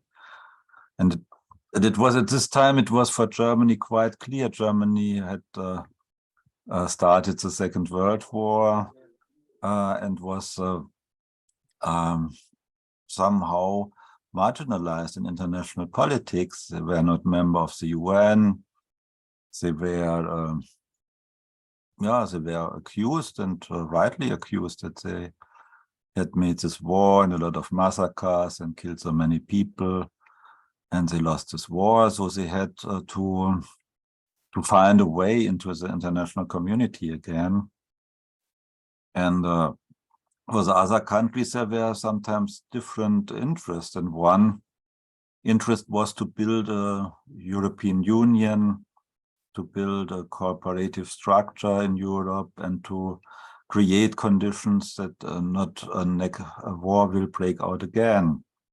And this idea was, of course, also shared by some of the German politicians of the 50s and 60s who worked on this. So, Thank you. Yeah.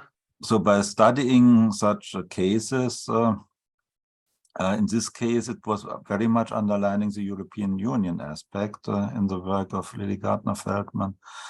So you find arguments which might be transferable to other contexts where you see, for example, cooperation structures and open borders, trade, to facilitate trade and to get benefits from this, were made in Eastern Africa with the Eastern African Union quite recently. Some 10 years ago it started, and now we have countries like Uganda, Kenya, Rwanda being part of it. Also some others I'm not very much in. I followed not very much exactly who joined in the end, but those three I know well. And they have common projects to build railways and things. And so it makes it also that they have to talk a bit about the issues they had with each other, to settle some of the disputes and to find better solutions for things which are not very problematic in this case of those three countries. But if there is Tanzania or Burundi in, it becomes complicated, more complicated, or Congo. And then people will say what to do, but there would be a strong reason for states to do reconciliation in order to create a kind of cooperation structure with economic benefits, human benefits, and to prevent a war, to have a war again. Thank you, Professor. Yeah, I think I also would like to add the Kantanian ethics, perpetual peace. I think that is what he was maybe Wael is referring to. If he goes checks perpetual peace for Kant and he understands how it was written, I think it can be a basis of what he's asking for reconciliation process. And to make it as a base for this more, and then try to apply more into how reconciliation can be applied in perpetual peace. I think it's also Rawan was writing about it as well. I remember. Yeah, this is an important point. This was a classical vision, a relatively small text, giving like a roadmap, like a procedure with things to implement first and then later to create peace through international law. So Kant's idea was that war has no sense anymore if there are legal structures to settle disputes. Mm-hmm.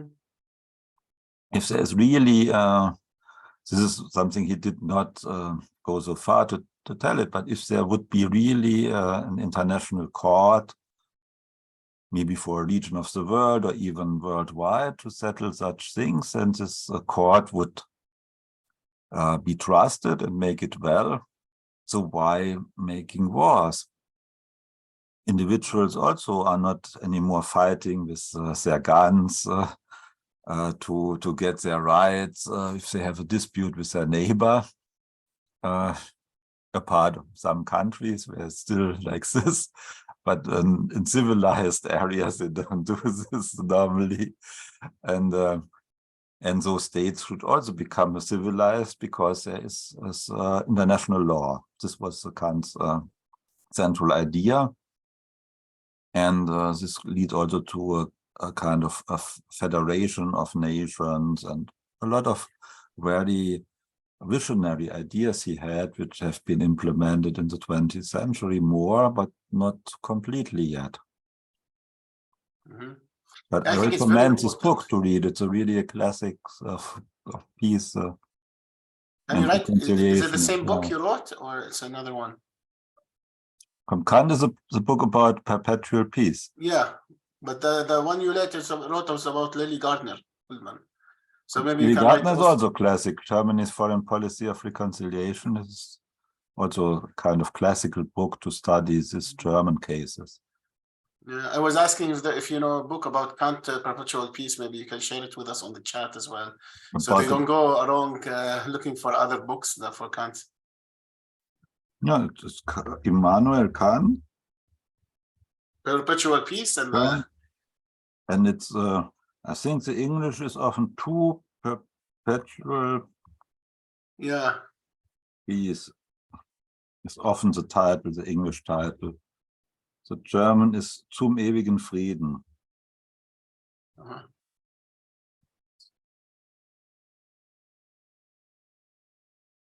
Thank you, Professor. So I will go to Omar, and then I will go back. I'm sorry to Abdul Razak. Let's give Omar a chance to see and then we go back to Abdul Razak before. Don't worry. So Omar, Abdul Salam, maybe you can speak, and then I will go directly to Abdul Razak. finish all. I mean, also Shahira's question in the chat. I would also Shahira as well. Shahira, you always should raise your question, your hand, so your chat as well. No, she wrote it in the chat. Yeah, she wrote it in the chat. So, but first we listen to Omar, and then I can answer to Shahira. Okay, no problem. Thank you, Professor Martin. Thank you, Dr. Iyad. Thank you, Dr. Laura, for this amazing lecture. I have one question. According to the Kiel Institute for the World Economy, government has spent above $100 billion to Ukraine for military and humanitarian and financial aid. My question is how to encourage governments to spend the funds to reconciliation. I will share the link of Kiel Institute in chat box. Okay, my question: how to encourage governments to fund the reconciliation process? Yeah, that's a very good question. How to convince them? I think it's for me. My part is to make a lot of research on it to show how it could function and that it functions and get benefits for everybody. But so far, war is of course a much bigger business. You can spend a lot of money on buying weapons or selling weapons, and this is still well respected in many countries and by many populations.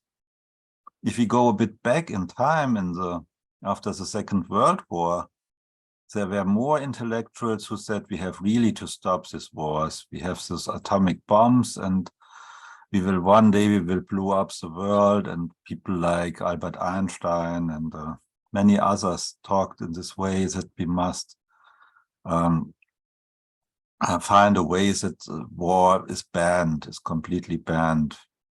And Einstein, for example, just to follow this person, he said he was convinced that the populations will in the end force their governments to end war. They will refuse to go to army. They will tell them we must disarm and we must go another way. But this did not happen, and still people are thinking the other way around and think it's great to have a great army and to be a country which can defend itself and even conquer maybe a bit of the other countries. So this is a thing where a lot of work of convincing the people should be done again, because now the people forgot a bit how terrible the Second World War was in Europe, at least. They forgot it, and I grew up with a father who taught me a lot about how terrible it was when he was as a soldier, and also with teachers in school who taught about, and she never wanted this again. And but this is over now. The generation is not anymore present who lived this war, and we must find other ways to talk about this and to tell people really, are you really thinking that a war would be important to do? It would help anything?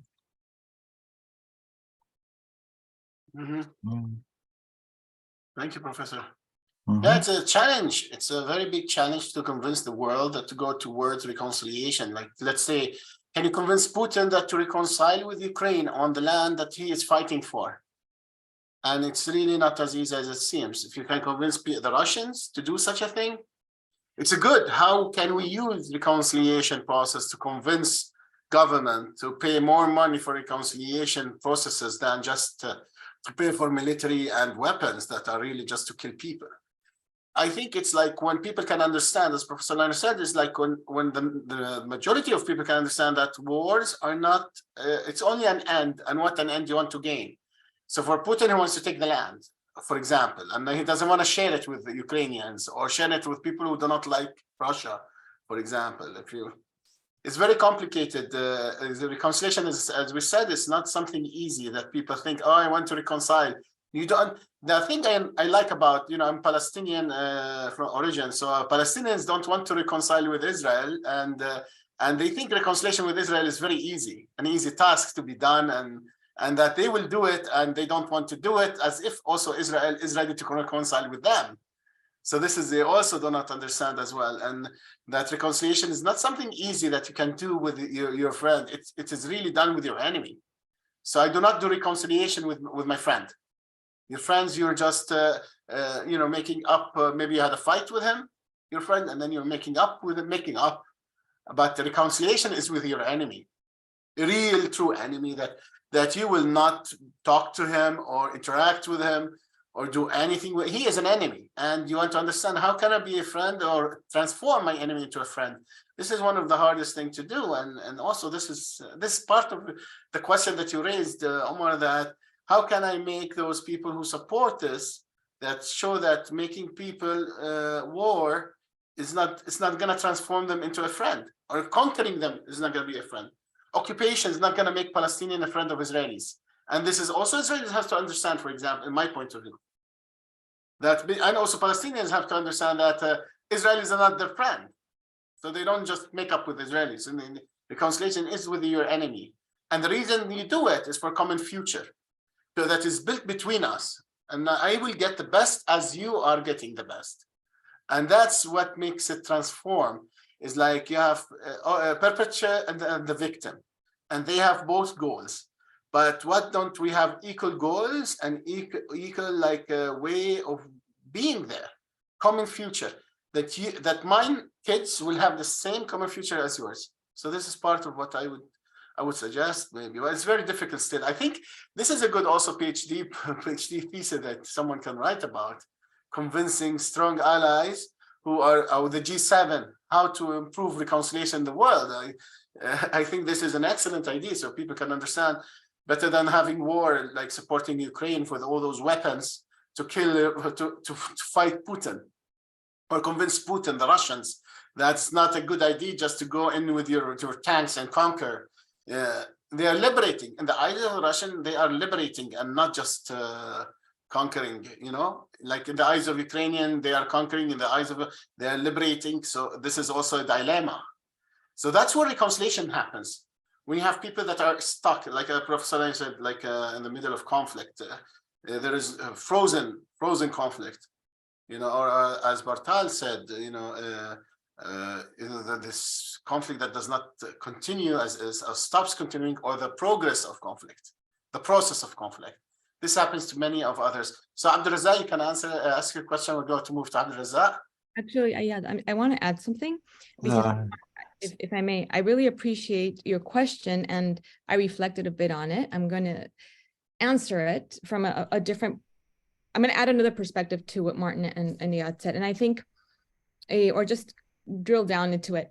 So I think there's two ways. One is research, as Martin said, but then the other one, which is the practice, is really about impact. And I think that in the world, we have not yet come to an agreement, and maybe it's just a reflection of there's no one definition of reconciliation. We're still, the field is growing. But in order to get those funds, we're also going to need to be able to show the impact. What is the product? But the product doesn't have to be, two enemies that reconciled on the international stage. The product has to be a lot of small, middle, and large type of conflicts where you can see the impact and the product, So I think that's how we're going to be able to get those funds in the long run. We're going to be able to show the impact and be humble in the fact that there's a lot of reconciliation happening, because there's a lot of conflicts all over the world that are smaller than the ones that we read about every day in the newspapers, and reconciliation is happening, and that's success.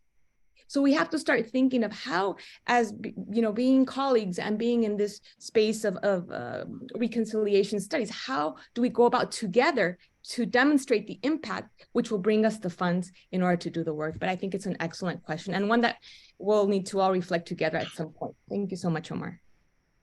Yeah, thank you, Laura. So now I go to Abdulrazak. Yeah, you can ask a question. Shahira before me, in front of me, because I only asked. So Shahira and then I will take the floor. Okay, then Shahira, you can ask. Thank you, Abdulrazak. It's very... Thank you, Abdulrazak, for that. I have actually one question in the chat. I will read it, and then I have a comment about something. The question is, how can we educate people who are experiencing or experienced inequality, marginalization, poverty, hunger, and war, blah, blah, blah, to reconciliation, especially when one side is the oppressed side? I know that it's a philosophical maybe, or a whole book to read, but I would like to have some ideas. And another comment, Dr. Iyad, you said something about Palestinians and Israelis. About my experience, when we make people to get together, simple people, they really want to make reconciliation. They don't have a problem to live together. I think that people need just to live in dignity, to live in respect. The problem is in the politician and policy. So I would like to hear your opinion about that. And thank you. Thank you, Shahira. So I will leave for Professor Leiner first to answer, and then I will answer after that, and maybe Laura as well. Yes, Professor Leiner. Yeah, thank you very much. So how can we educate people who experience inequality, marginalization, and so on, to reconciliation? I think the situation of inequality, marginalization, racism, and so on is a relatively widespread situation in the world.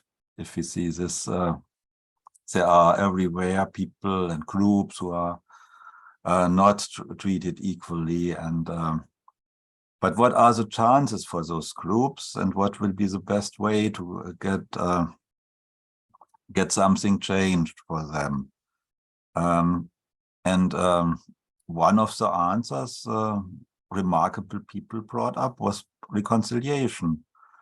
So if you see how Mahatma Gandhi, for example, with his non-violent approach, which has also a lot to do with reconciliation, started in South Africa when he saw how the Indian population was discriminated, could not ride on the train with white people and so on. So he said, we will not go for fighting because we will lose a fight, and we find it also not ethical for us to fight, because this will also damage us as a personality, as in our ethics, but we want to do something. And so we are calling for reconciliation. Similar thing, Martin Luther King and the civil rights movement in the USA. So this approach was to get the civil rights all Americans have been promised since the Constitution, which were not given in equal way to the Black Americans, and also to Native Americans as well.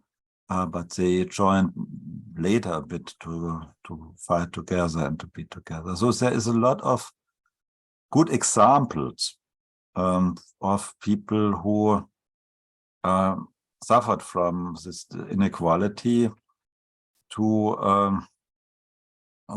choose reconciliation. South Africa could be another one, and change the situation.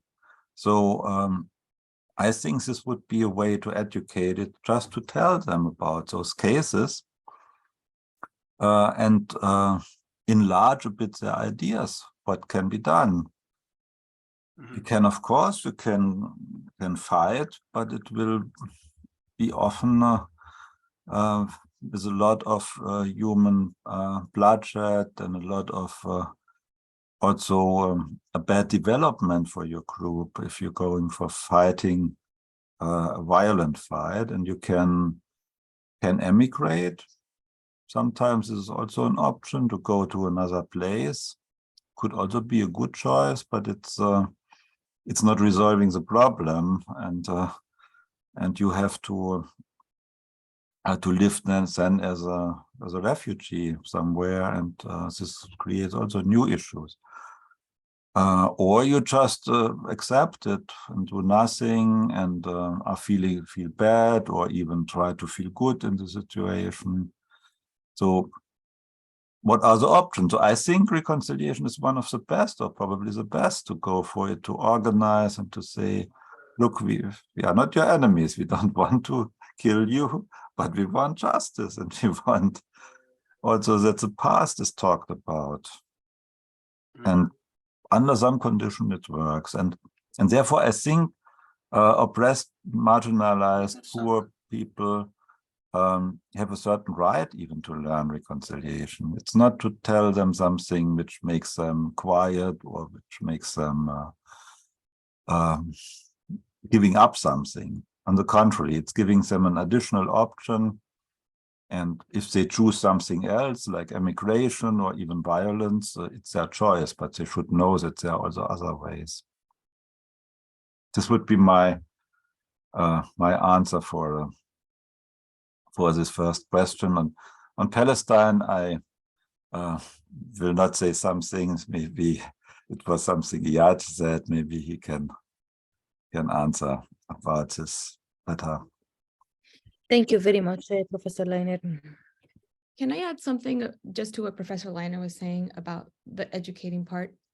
It's interesting because I think that if somebody told me, what did you do for 15 years as a peace building practitioner? What's the main part? What's the most difficult and the one that takes up most of your time, and the one that you've noticed 15 years looking back? That listening, the art of listening, it's a true art. Now, why am I saying listening? Because in Colombia, even in a municipality where it's the hardest hit by the armed conflict, and you have people returning with different levels of education, with different levels of trauma, with different dreams that they want to be able to come back and rebuild. Even they can express the reconciliation that they need. They know already that there's a reconciliation with those that did the harm, but when you truly listen, in 2015, I started to hear, oh, our connection with the land was broken. We have to reconcile with the land.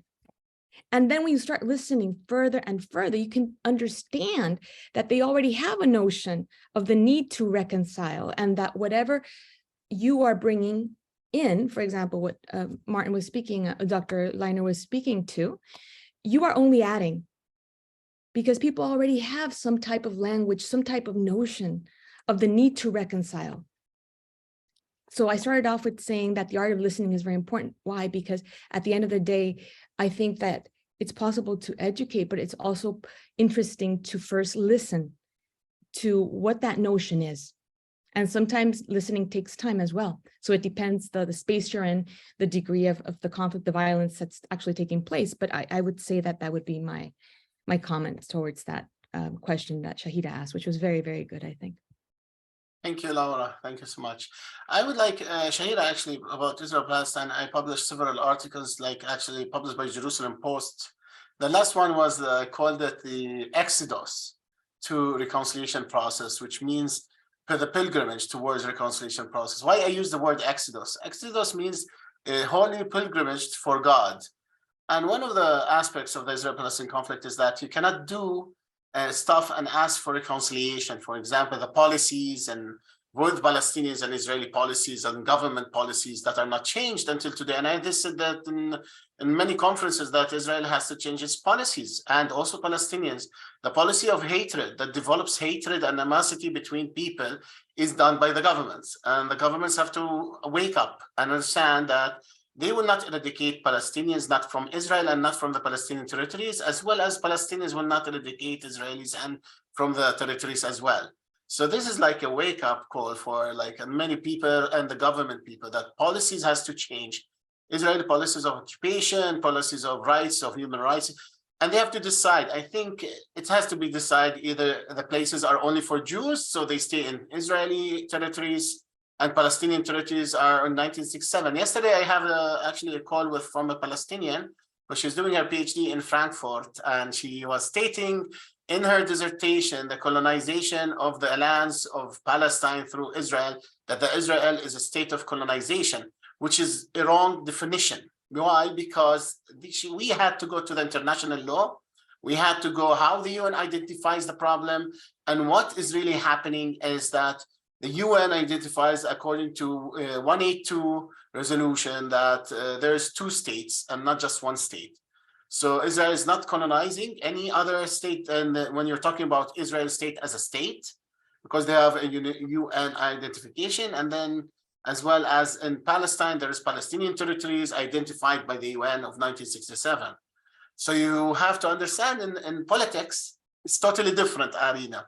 It's not reconciliation. So don't expect reconciliation to be part, like to come and eradicate politics, but it can fix the politics. So we call it soft politics maybe, or soft law, some people call it, what the reconciliation is doing. But it's trying to build a better relations between people that are in nations and also the policies that are being done. So the governments, 2 governments, the Israeli government and the Palestinian government, I cannot teach my kids hatred of Israelis and Jews, and then I asked the Israelis that I want to peace and I want the 1967 borders. I want to be a neighboring state friendly with you, but wait, I want to teach my kids hatred. And the Israelis cannot say, I want to be peace with the Palestinians. Yeah, I want to be peace with my neighbor. And I want to be, the Israelis say that I want to be peace with my neighbor, but I don't want to give him a state. I don't want to give him self-determination. I want to control his land, his air, everything. And then I want to call this not occupation, and I want to remove the word occupation. What are you doing? So it's actions, and actions, the actions that are taken describes what is happening. If you want an action for reconciliation by the governments, then the people has to change their governments and really strengthen on the policy. Let's go to South Africa. South Africa has pressured their own people to develop reconciliation process, the RTC. You have to go to many places like around the world who worked on reconciliation. For example, Germany. Germany wanted reconciliation with its own people that they prefer, with France, with Czech Republic, with Poland, with England, with many countries. The World War II killed 70 million people. So reconciliation is also not just by the people or being friends with Israelis. And this is not reconciliation. Reconciliation is really pushing back the policies of animosity, of building hatred, pushing those government policies out. So today, like if you want to look about, I can tell you about Lapid, Lapid, who went to the UN and he said that he believes in the 2-state solution. He was pushed to say that he believes in the 2-state solution, Yair Lapid. Why? Because he cannot say, I want 1 state. Then everyone will say he's an apartheid state who colonized. Then it's true what he's doing. So the Israeli had to push back to state in front of the UN that they want a 2-state solution. Now, 2-state solution to happen, or peace to happen between let's go back to 2 nations, not just Israel, Palestine, any nations. You wanted to reconcile with them, they have to work for it. It's a practice. It's from theory to practice.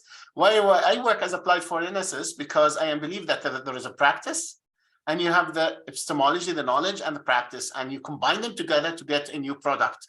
And this product is reconciliation process in the middle of conflict. And to get to this product, you have to create the practice and actions that can take you towards this, and understand which actions can resolve such a conflict that is ongoing or stagnated or frozen conflict. So reconciliation is just a place to develop what we call conflict transformation. Now, where it goes, transformation is happening, and it might happen either to worse or to better.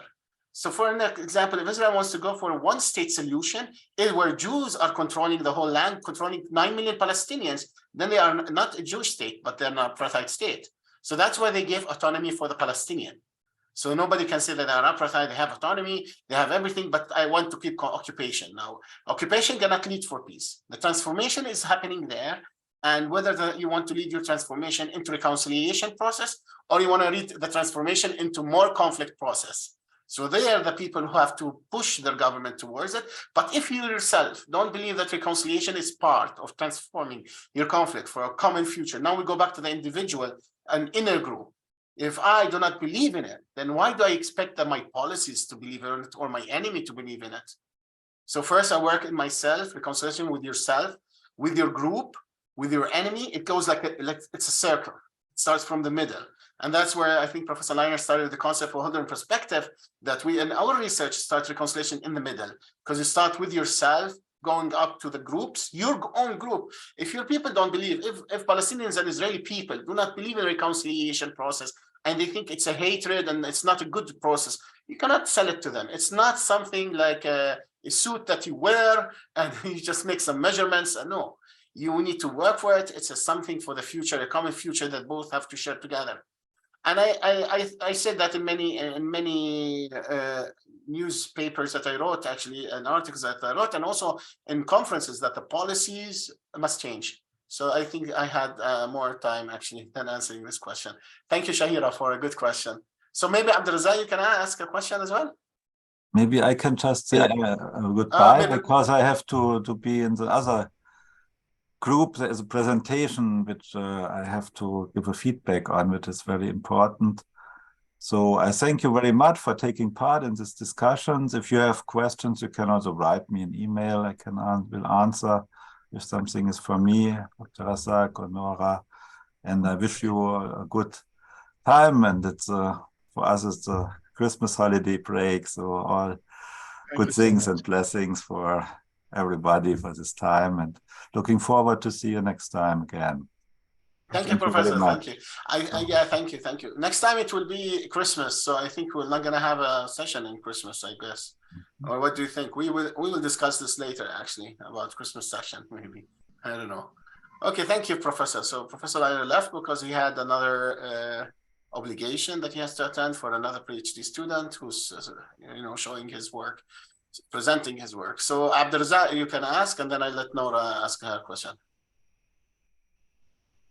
Okay, thank you so much, Dr. Iyad, for giving me the floor to clarify more what I meant by, reconciliation and the success or failure of reconciliation. So I just based my idea on the article that you have sent and then written by Dr. Leiner. So he talked about some hypotheses that due to this hypothesis, the reconciliation failed. The failure of reconciliation is due to the absence of enough effort, money, time, and so on and so forth. But I said it's more than that. It goes beyond that. It can reach, the transformation and the investment of making people, interested or targeted in the reconciliation, view reconciliation as it is. It's not just the people, but also the practitioner. Making practitioner, viewing reconciliation as a rigid system. That they cannot, for example, a reconciliation practitioner go to the field and try reconciliation without, for example, believing in the component. The whole component. Reconciliation as holistic. That contains the truth, apology, forgiveness, and so on and so forth. Because in some cases, I'm going to give you some example, which is like more working context. The practitioners go to the field and try reconciliation without believing in the importance of truth. So they go to and they encounter people without telling them the truth, what happened to their victims, to their sons, and so on. So this is we need a transformation, for the practitioner. When it comes to the people, we need to transform the way they view reconciliation, to view the justice that we mean in reconciliation, or we are targeting in reconciliation. Reconciliation is not retributive justice. If you killed someone, you need to be killed. This is retributive. And they need to understand and to view it this way. Justice is reparatory justice. I can just admit my fault, being responsible for such accident and so on, or I can give you a compensation like money and so on, and you cannot expect it for me to be treated the same way I treat someone. And to which this transformation is the role of education. We need to have a kind of transformation in terms of the curriculum. Transforming the curriculum, or the human science, human and social sciences like history. That's the history. We need to reconsider the way we view the history. The history not as a fuel of revenge or a fuel for a kind of, conflict. I need to view history as, as a fuel to learn from it, to learn from the historical event, to learn from the accident and incident, not a fuel to bring back conflict. To view, I mean, the language, and this is the field of linguistics. I mean, the linguistics is to view the fiction, I mean, the poetry, the language, to learn from it, not to fuel, I mean, the conflict. The role also of politics and conflict management, to view the conflict as something which is natural, which is a culture that leads to development. So when here we are talking about conflict as a positive, not talking about the violence. So we need to talk about conflict as a normal thing that leads to development. So as we can prevent and manage conflicts, as we can manage and avoid violence that could be a result of conflict. International law, and then reconsidering, I mean, the right of defense. I mean, the defense should be reconsidered. I will talk about that station. Yeah, I understand you very well. Are you to revise, to reconsider, talking about, yeah. Thanks for, I mean, I took a long time, so I'm sorry about that. But your camera is stuck, but it's okay. So I want to make a rule of interdisciplinarity of... let me just have some comments on what you have said, actually, is that first I have some comments. You said this is correct, it's nice what you said. These are practices of reconciliation. And we told, as we said before, it's a process. So it's an ongoing, you can do it in tradition and in languages, in culture, in economics. You have a PhD student who should be with us, he's doing it, reconciliation in economics, using the Israeli-Palestinian as a case study, as economy can build reconciliation. This is one aspect. Reconciliation, as we call it, is an overarch. Overarch means it's an overarching where it can interact with transdisciplinary approach towards different disciplines. In this act is what you have said in languages, culture, political science. I did it in ICT, I did different philosophy. So as practices as well that you do in actions like Laura, what she did as well. So you cannot come and say, no, I come like you are really saying the truth. You cannot say that you can get to reconciliation. No one gets there. It's a process. But why do we do it? This is very, very important. Why do we do it? So I will start with the Irish case, for example. The Irish case, the Ireland, because I was in Dublin and I thought that they have done reconciliation on, on the Black Sunday or the Friday Sunday, I forget the Bloody Sunday, they call it. Yeah, and that they nearly now, healed from it. They did not heal from it. They did not heal from anything. They still hate each other. They still would kill each other. But now here's the impact where I go to what Laura said. The impact of reconciliation in the Irish case, in the Ireland, until today, Ireland is prospering. They have all the computer business there, all the biggest business in the world there. Do you think they want to go back to conflict and to the rights of the Irish of a full Ireland? They know they are quite very good, because the impact of reconciliation is not going to give you what you want. Reconciliation is to reconcile with the other for a better future. But the future today of Ireland is so better than what it was. And if you come back, I asked them, I'm telling you from experience. I asked Irish people, you want to go back to conflict? Forget what you did in reconciliation. It's very bad. If you ask them about reconciliation, it's the worst thing they did in their whole lives, which is really true. They don't want to reconcile, they want to kill each other. But the impact of reconciliation on the Irish case, for example, if you study the Irish case, is really amazing. Why? They still hate each other, but they developed each other, and they are living in a very good situation in terms of economy and businesses and practices and education. Trinity College is huge today, and everyone wants to go study at Trinity College even, and study the conflict studies in Trinity colleges. And you want to, a lot of people, some immigrants to Ireland, North Ireland as well. So you understand, conflict is not a way, but reconciliation is another way to understand how you develop. Develop cannot happen in conflict. And this people do not understand. Okay, I can stay in conflict and develop. So everyone, even Israel and Palestinian case, they cannot develop while they are in conflict. This is impossible. They might develop a little bit through, and then what happens is conflict progress, or the process of conflict, management. They call it conflict management. And they still have the problems. It is not solved because they do not work towards reconciliation. Like, to work with reconciliation, to have the impact and see it, it takes 10 years, 20 years maybe. You maybe if you want to measure reconciliation with the Irish case, when they did it, yeah, or more. When they did it, the Irish case, and until today, how long it was? Maybe 10 years now, 20 years, and they still are ongoing to do it. So it's a process, and it's a long process. About justice, I can tell you something. I was, hit about that justice, not reconciliation, but justice. So they don't understand that justice, that has in what we call restorative justice, restore the justice.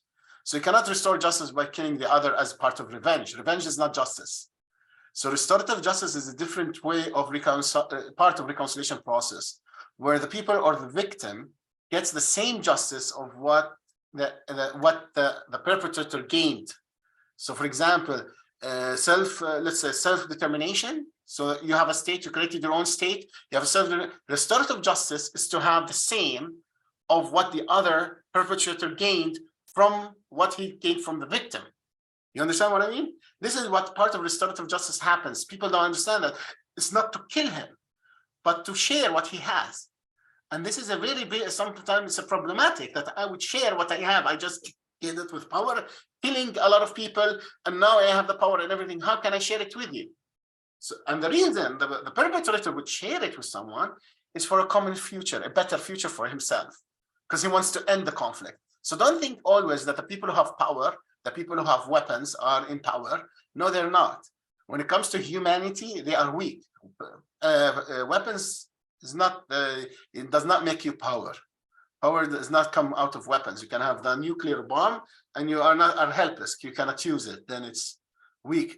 Like Israel has a nuclear bomb, they can use it, but then they destroy themselves.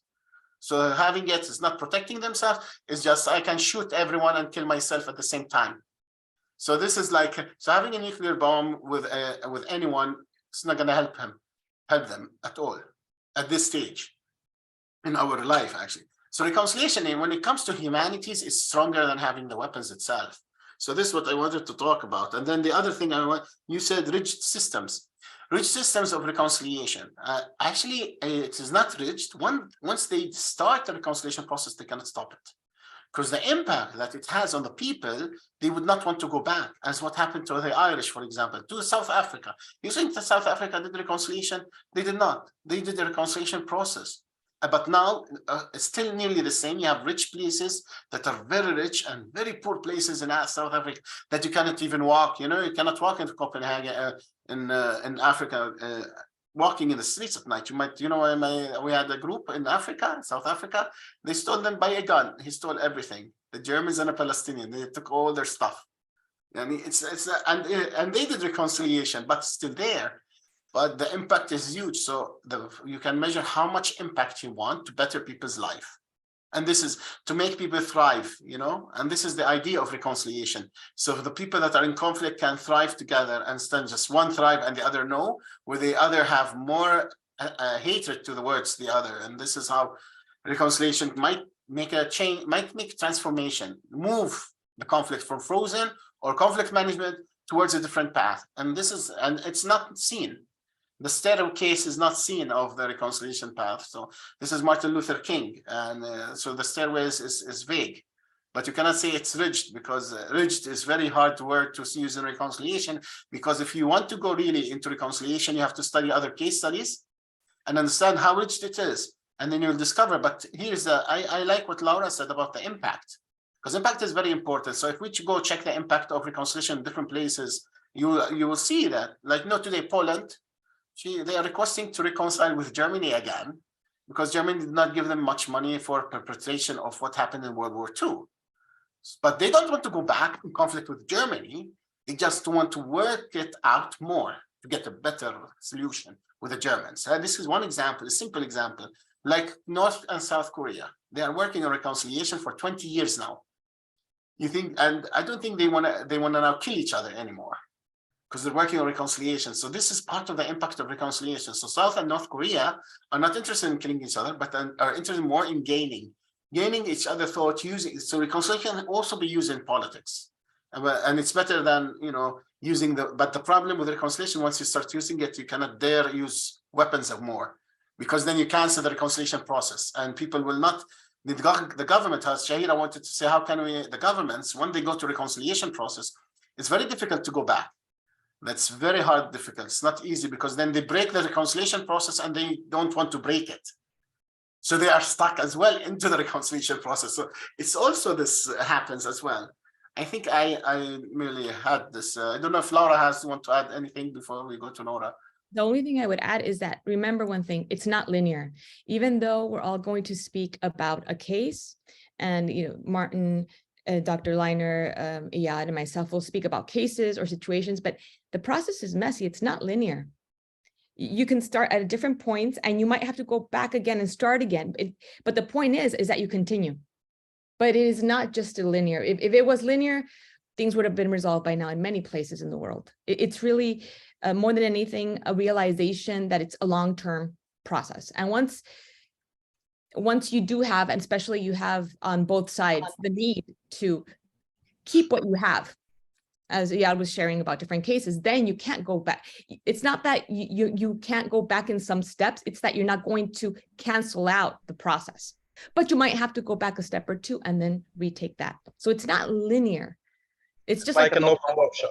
Yes, it's like peace building. It's a messy affair. You have to be able to understand that we're dealing with humans, as we all know, and when we're dealing with humans, we have to put in that analysis of the unexpected, of the needs, of the changes in, they could be now, especially in our times, many things, COVID, climate, you have to start now.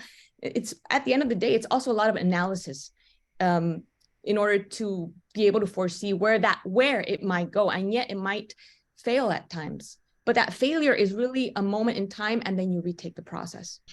So that's all I want. You can check Latin America, actually, Colombia. Colombia, they have the biggest reconciliation process ever that failed. And they keep failing and they keep doing it again, failing and doing it again, failing and doing it again, because they don't want to end by killing each other because they know it's not the way. I kill you, your son comes and kill me. It's like, the Egyptians, what they call them, the Egyptians in the South. They go by revenge by killing. Sa'id. And then they understood that killing is not the process that helps, because you kill me, my son comes and kill you, and we kill each other and we keep killing each other, and then there's no end for it. So this is like, think of it as the impact. What impact can I gain of doing the reconciliation process? The impact is huge. It's a dream. And then that sometimes it fails. It's okay, it fails. It's not a big deal. It fails, it means it needs to be corrected. That's why I really was about Shahira. There's no reconciliation between Israel and Palestine because it's not a suit you wear. It's not like a process. A process is created by two people that are in conflict.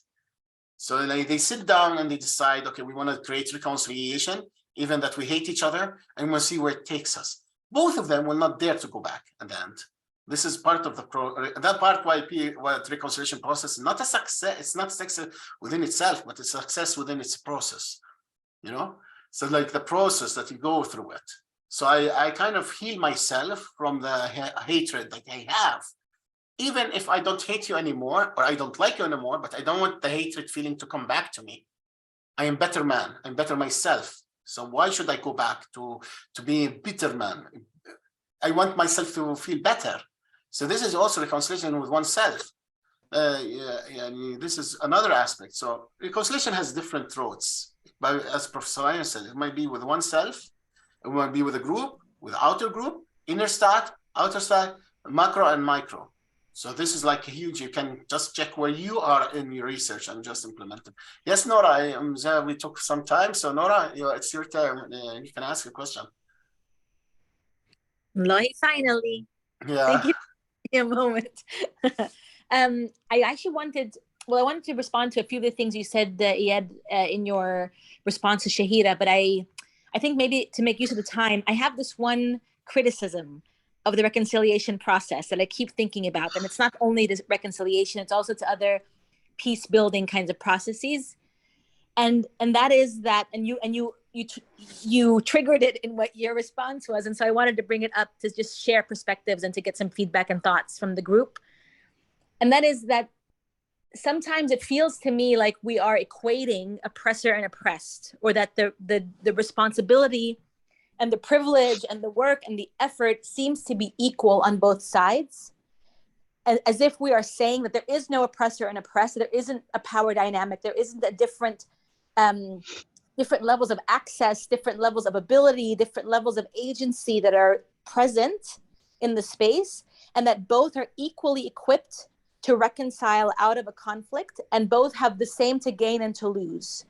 And in my experience, that mindset, or in my level of thinking at this point, that mindset further harms those who are already oppressed. And so even in the best case scenario, those who are already oppressed have much less to gain, and sometimes are maybe there isn't violence and killing, but there is still a very difficult long-term process for those who are currently oppressed, and a lot more to gain for those who are in power.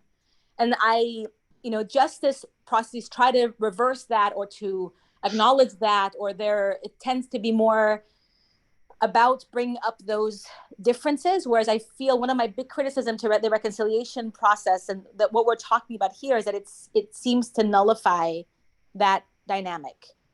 So I would love to just hear some feedback about that. Thank you. Thank you, Nora. I think it's an excellent question that you asked. I actually agree with you, but it's not the reconciliation what you're talking about. You need to redefine reconciliation. This question over you is like, I saw it in many times, that the reconciliation is not that. It's not just it's like to empower the oppressed. That's what this reconciliation does. So this is the opposite of your definition of what you stated right now about reconciliation. In my point of view, that reconciliation, it empowers the weak to develop power against the oppressor.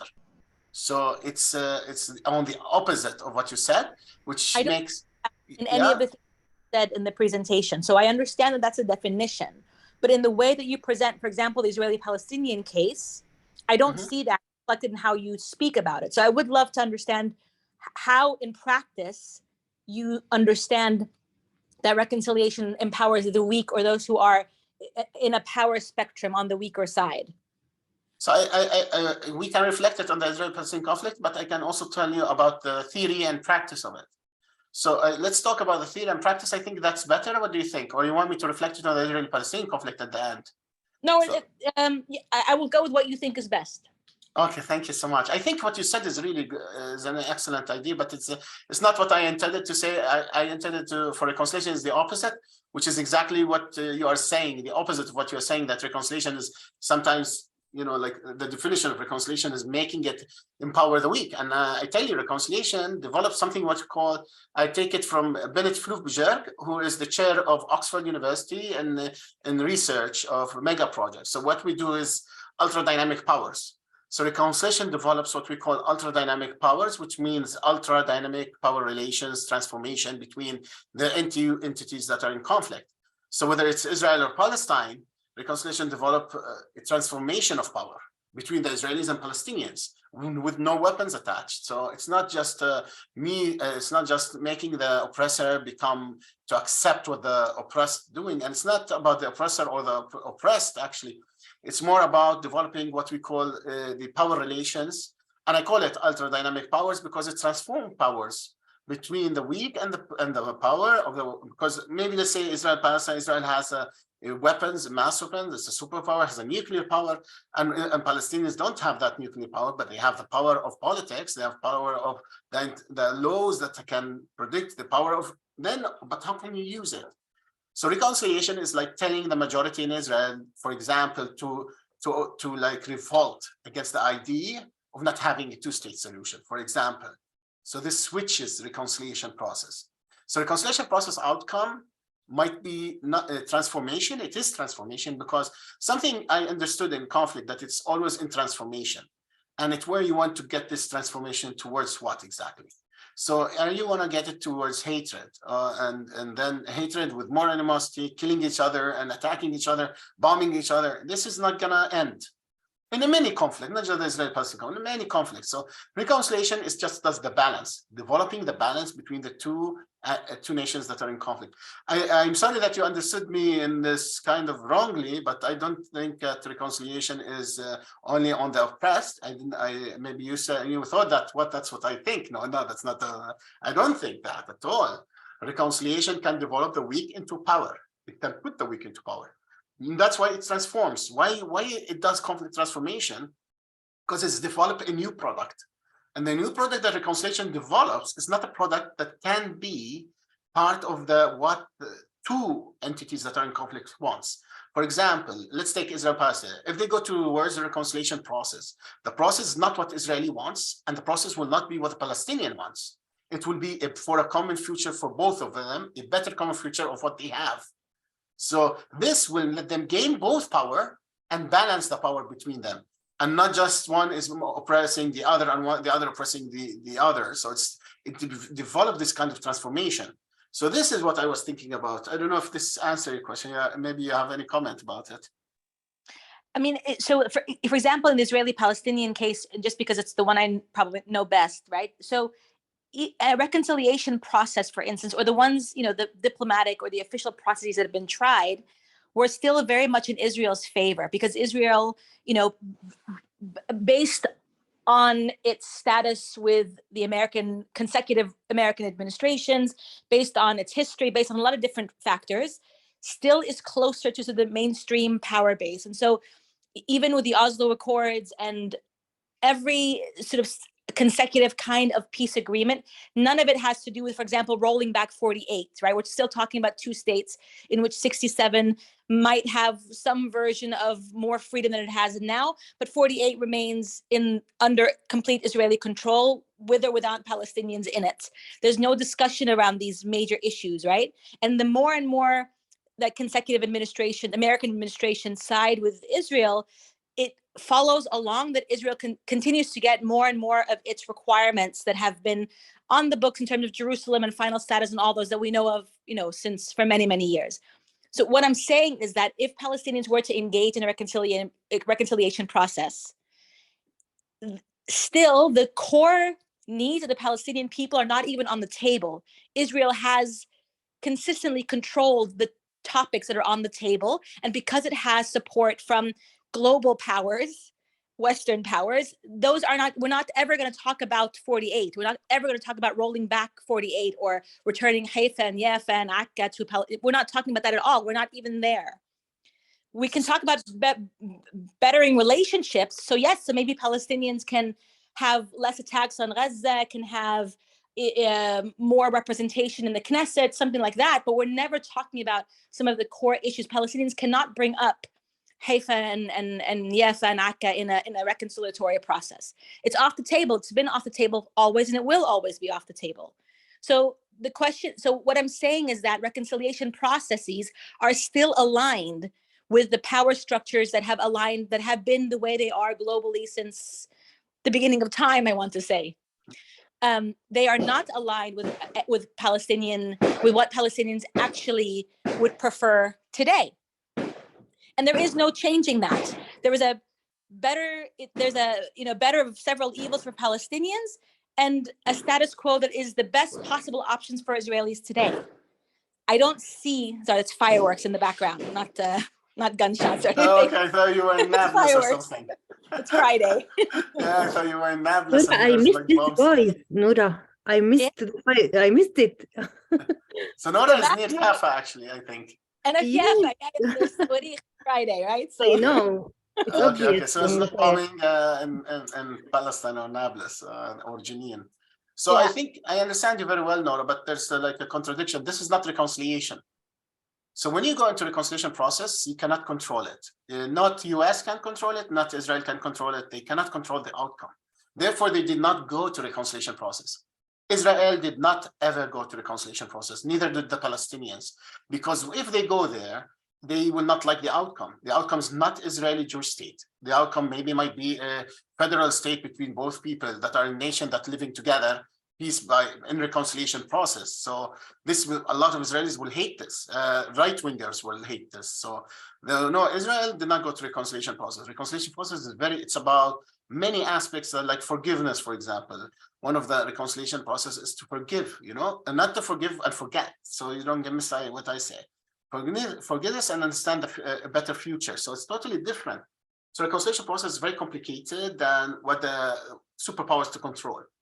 Superpowers cannot control the reconciliation process, in my point of view. Even if the Palestinians and Israel go to the reconciliation process, it will be out of the hands of the politicians. So for example, Netanyahu cannot make people elect him if there's a reconciliation process out of hatred. Now he's elected because of fear.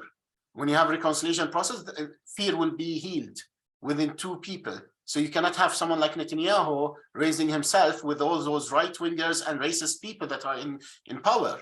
They are getting in power and they want to move West Bank into like more civilized and cancel the 1967 borders in their minds.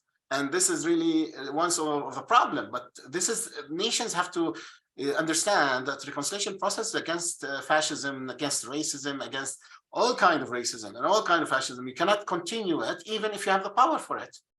International law will not continue if it's, I don't know if you get what I'm saying, that if Palestinian and Israeli goes to reconciliation process, it will happen is they will never want to go back. And no one can take it back. And until today, I just want to tell you that no, they did not go into reconciliation process. This is my point of view. They never went to a reconciliation process. They also wanted to resolve it as an agreement where they both can cancel this agreement whenever they don't like to. And this is what happened with Israel and Palestinian in Oslo. They want to cancel Oslo, both of them. Palestinians are not working for Oslo, and neither the Israelis are working for Oslo. So they are stuck in dilemma in this frozen conflict that they created. And they don't know how to get out of it. So I don't know, the Israelis want to kick out Palestinians and take all the West Bank for themselves. It's not going to happen. For 100 years, it didn't happen. Palestinians will not kick out Israelis and get back Yafa, Haifa, Tel Aviv. I think that will not happen if you see reality. I had the PhD student from Frankfurt, the Palestinians, who wrote defining Israel in a very wrong term, but you have to go back to the UN. UN recognizes the state of Israel, so we cannot change it, but they do not recognize state of Israel alone. They recognize two-state solutions. They say they have two-state and two borders. So Israel will never have West Bank and Gaza and East Jerusalem. They will never have it. They will never have it no matter what they do. It's done. It's in the UN, and Ben Gurion accepted it. And they accepted it, but they know that the Palestinians are not fighting for the second path, the second state that was raised and what was accepted by Ben Gurion from the UN officially. Israel accepted two-state solution by the UN, and that's what Palestinian built on. The PA is built on the two-state solution accepted by the UN, recognizing the state of Israel and an Arab state side by side by Israel. Therefore, they will not recognize East Jerusalem, West Bank, or Gaza as part of Israel. Even if Israel elects the right wing, or elects the racist people, go inside West Bank, annex everything, nobody will give it to Israel. And this is a big problem for Israelis and for Israeli recognition as a state as well. And they don't want to lose what they have until today, the Israelis, as a recognition to state to take off West Bank, for example. This is what made Lapid go on the UN and say he believes in state solution. Because if you read from 1948 until today, the United Nations has many resolutions that have stated that they have recognized the state of Israel with an Arab state beside it to live side by side in peace. And this is Israel cannot change, nor the Palestinians can change. Even that the Palestinians did not accept it for all those years, they did not understand that they cannot change it. Like my students and the students in Frankfurt, she thought by writing Israel colonialist settlement regime government would change that what the UN said. She nearly failed her PhD, not because writing against Israel, because she did not base her recognition by real basic facts and reality, which is when you go back to the reality of what really happened, when they recognize that all the states, they recognize the state of Israel as well with a state, with an Arab state. So this is both Israeli and Palestine cannot change that. And this is the dilemma. And even if Palestinian writes there's no Israel, nobody will listen to her. And even if Israeli writes there's no Palestine, nobody will listen to them. So this is part where reconciliation will cancel all those negative thoughts with the other associative thoughts. I don't know if this really gets into where you wanted to know. I mean, it's a complicated and long thing, but one helpful comment you made was that the political process is separate from reconciliation. And that's a very useful thing for me to think about. It's not just separated, it hits the politics. A lot of politicians don't like reconciliation. So yeah, it's a different aspect. It can be because religion and people are in it. And sometimes, and when people are in it, it's very hard to convince many people to go against it. And this is, I think it's a good thing to understand whether reconciliation is part of the political process or not. This is, I tell you, in reconciliation, there's two types. One type is you reach the reconciliation with your enemy after signing an agreement. And this was done in Africa, South African reconciliation. Other reconciliation was done in the middle of conflict. This is what the Vienna approach is about. To develop reconciliation in the middle of conflict, that you have two countries, two nations, two entities that are in conflict, or groups as well, and how you can develop reconciliation in the middle of conflict. This is the Vienna approach that was given to the Vienna Center for Reconciliation. So it's a new approach. It's not something that you study in books. And this is one thing that I wanted to say about the studying in books. Our way is not what we do. As practitioners and professors or practitioners or scientists, let's say, you have to create a new science. And your new science is about research and developing a new research on reconciliation process in the middle of conflict that the Vienna approach is working on. So we can take your reconciliation and publish it as a new approach. This is well a new research. So think of it that I'm developing something new. What I can give new for academic world for the science. And if you are thinking like a master's student, where you go and look for the solution in books, no. Books are there to build yourself, to build your thoughts on books. So like if you have like a thought with no basic building supporting it. So if you want to do about Japan, and Laura can help you in supporting the Japanic Moriata thought approach into your research, then you have something to talk about to base your search upon and go from there. So you have to find your base where you jump. You cannot create your own language. You cannot create your own thinking. Definitions, like the person in Frankfurt, she created the definition of the state of Israel. She cannot just do that. You define a state as it was defined in the United Nations. So this is the law. So you cannot go and write, even that you hate the state, you know Israel's occupation, you know everything, Arabs did not accept it, but you have, when you want to define it in science, now we go to science. Science is totally different. We are working as scientists, not even politicians. What I wanted to correct maybe Nora a little bit, is not reconciliation, is not part of politics. Science is different than politics. So what we are doing here is more than science, more than politics. So we are working on science, like a scientific approach towards the reconciliation process in the middle of conflict as a scientific research. And you can take it from there. It's a scientific work, and more than it is politician. But if you can add it to politics, so that's not the thing is you cannot add it to politics. No, politics plays a very good role in it, but I added in ICT, in philosophy, politics, economy, philosophy, whatever you like, as Professor Leiner said before. No, I think, I thank you so much for this good question. Maybe before we leave, it's 5 o'clock, Abdelrazak, I can give another 5 minutes. Max, thank you, Abdelrazak. And thank you, everyone, for really indulging and enlightening this session. It was a very strong session.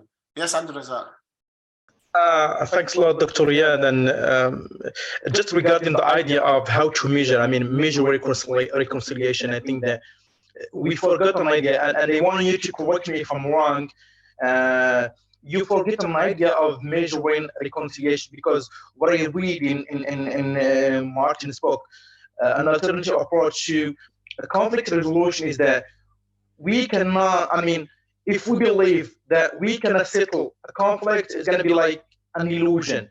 But what we can do and what we can guarantee that to succeed in is to guarantee that we can prepare, perpetrator and the victim for such encounter. And from that encounter, we can build on to get reconciliation. So it's not our role to succeed, and we cannot wait to, or we cannot expect success in reconciliation 100%. But what we can guarantee is that such encounter between the perpetrator and the victim. That's from one side. Another side is that when I read the article and then the article that you have sent and read the article alternative approach, I read that apology is used as a process of reconciliation. But when I read this one, I read it as a practice, as one of the practices of reconciliation. So is it possible to use them interchangeably, like, synonyms like apology as a process means the same thing as a practice, or well, you have to research this. This is where we are. Well, that's why reconciliation is a part. You can research forgiveness. We were in London, actually, with the Parliament in London at the House, Lords of the House, who invited us to really endorse reconciliation and forgiveness as practices. And we can share this, like what happened there in London, and I'll share you for some of that in the emails actually. And if anyone does not get the email, just send me back. I'll resend everything. It's okay. But I tell you, it's a process and it's the research what you're talking about. So that's why we are here. We're here to research what we can do. Like forgiveness, for example. People think that forgiveness is just to say, I forgive you. No, forgiveness is a big research, how it's being developed, how you can work it. It's a process as well when itself. Like I think it's like forgiveness is you work against a lot of stuff. There are forgiveness in many religions that are different than each other, and the practices of forgiveness are different as well. So forgiveness and reconciliation is different. It's different than each other, but they are intertwined with each other. And you can do big research on it. I think the thing that you said is correct about process. Now, the process is very important, as well as I also like what Amir wrote, and thanks, giving reconciliation societal basis, make practical and escape from pressure of politicians. So this is also an answer for Nora, that giving reconciliation societal basis, this is very important, make practical and escape from pressures, because societal basis is very, this is was said by the way by Bartal. Bartal was one of the most famous professors in the world on reconciliation, and he wrote books from conflict to reconciliation. Just a moment. So here is his book from, I don't know if you can see it. It's called From Conflict Resolution to Reconciliation. This is a very good basic one. It's also Mark Copen wrote his stuff about this book. He read it and he wrote his comment, Mark Copen, who we invited last time. And he said, Mark Copen, he said, this is a group of important essays from some of the best minds in the field of conflict resolution. The work in this book is intelligent, professional, and thoughtful, sometimes really brilliant, and represents an important advance in societal scientific understanding of how peace happens. So this is for Yaakov Bar Siman Tov. He's an Israeli Jewish writer who lived in the 70s, actually, and 80s and 90s. But he was one of the best in the world to speak about reconciliation, and he lived in the US in New York. And then he was, the University of Haifa took all his books and his work, and also as last years of his life, he lived in Haifa as well. But this book is like, for example, Palestinians will not read this book, even that there's Palestinians in this book, but it's a masterpiece. It's a worldwide masterpiece and he really talks about how reconciliation can happen between Israelis and Palestinians in different aspects. Different professors professors in the field, not Israeli professors, but professors from all around the world who works on peace. Like here, Louis Kreisberg is one of the best. I think this book is very good. I used it in my PhD work as well, by the way. So it's an old copy I have, but it's from 2004, was printed. But I think it's a very excellent book. It has many professors that talk about how reconciliation process can happen. And he doesn't tackle the Israeli-Palestinian, but more all professors speak about reconciliation and conflict resolution as a part of scientific work. So this is where and the thing that I like about the Yaakov Bar Siman Tov, that he talked about the societal transformation of societies in the reconciliation process. So here's what Amir said, is like societal basis. So the societal belief of the enemy on a group, and this is what you believe on a group becomes different, transforms, and this is part of the thing about reconciliation. So this is another book I recommend if you want to read it. I think it's a masterpiece from, I don't know where you can find it. I actually second that, what Iyad just shared. I would urge everybody to at least read that one if you don't have time to read more, because he speaks from a social psychological perspective. And it's really important to understand that part when you're going to think about conflict transformation or reconciliation processes with real people. You have to have that perspective in your mind to think about what can allow the process to flow or what can impede it, because it also has to do with the people that are taking part of this, and that social psychological perspective is going to give you a deeper level of analysis. So I urge you, if you have time, if only one you're going to read that one. Actually, that's like one of the classics, and I think everybody should read that in any type of master's or doctorate should read this book. Yes. Yeah, if you want to understand, because we talk about conflict resolution. There's no conflict resolution. There's conflict transformation, And that's the new topic. That's the new thing. So when people talk about, you never get to resolution. It's impossible to get to resolution. And then after you get to resolution, there's a process of reconciliation. So you're going back to reconciliation. So why don't you go into reconciliation from the beginning, from the start? And this is how the Jena approach is reconciliation in the middle of conflict. I think we passed our time. I think we can speak more. I have more to speak about, and also Laura as well. So we will end it now. I would like to add before I end that for the PhD program, we'll send you like an article each week for you to read. I will start with a book that we published, a new book. So I'll start with a new book published, and then I'll share with you most of the articles, one article by one. I don't want to like hook you for many articles to read. No, just one article per week. And that's it. I hope you got all the article, the first article of Professor Leiner. We can also share the article of Professor Beaches as well. And we'll share article by article. We share with you also an article with Professor Leiner and Laura as well. So that's how we will work. And then the guest professors that come, we can ask them to give us like an article before they give us next semester. Next week, I think it's Christmas. I think we cannot have a gathering in Christmas Day because it's 23rd. So maybe we push it to the 30th of December is also the New Year's, 23rd. We cannot have it, and also the 20 of the New Year's as well. I don't know. I don't think we can have on the New Year's session. Can we? If you want, I can check if Professor Muhammad Abu Nimer would like to give this session. If not, we start again on the 6th of January. Is that okay? I'll send an email in regards of, but 23rd, I think there's not going to be any session.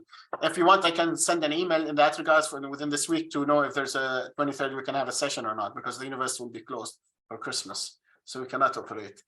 So I think, thank you very much. Laura, do you like to add anything before we leave? No, I think that we've gone over our time. Next time, yes. Okay, thank you so much. Have a good, thank you for attending the session. The sessions, I would like to upload them in Armenia channel soon. So everyone will have a recording for everything. Thank you. Have a good day. Ciao. Thank you. Ciao. Thank you very much.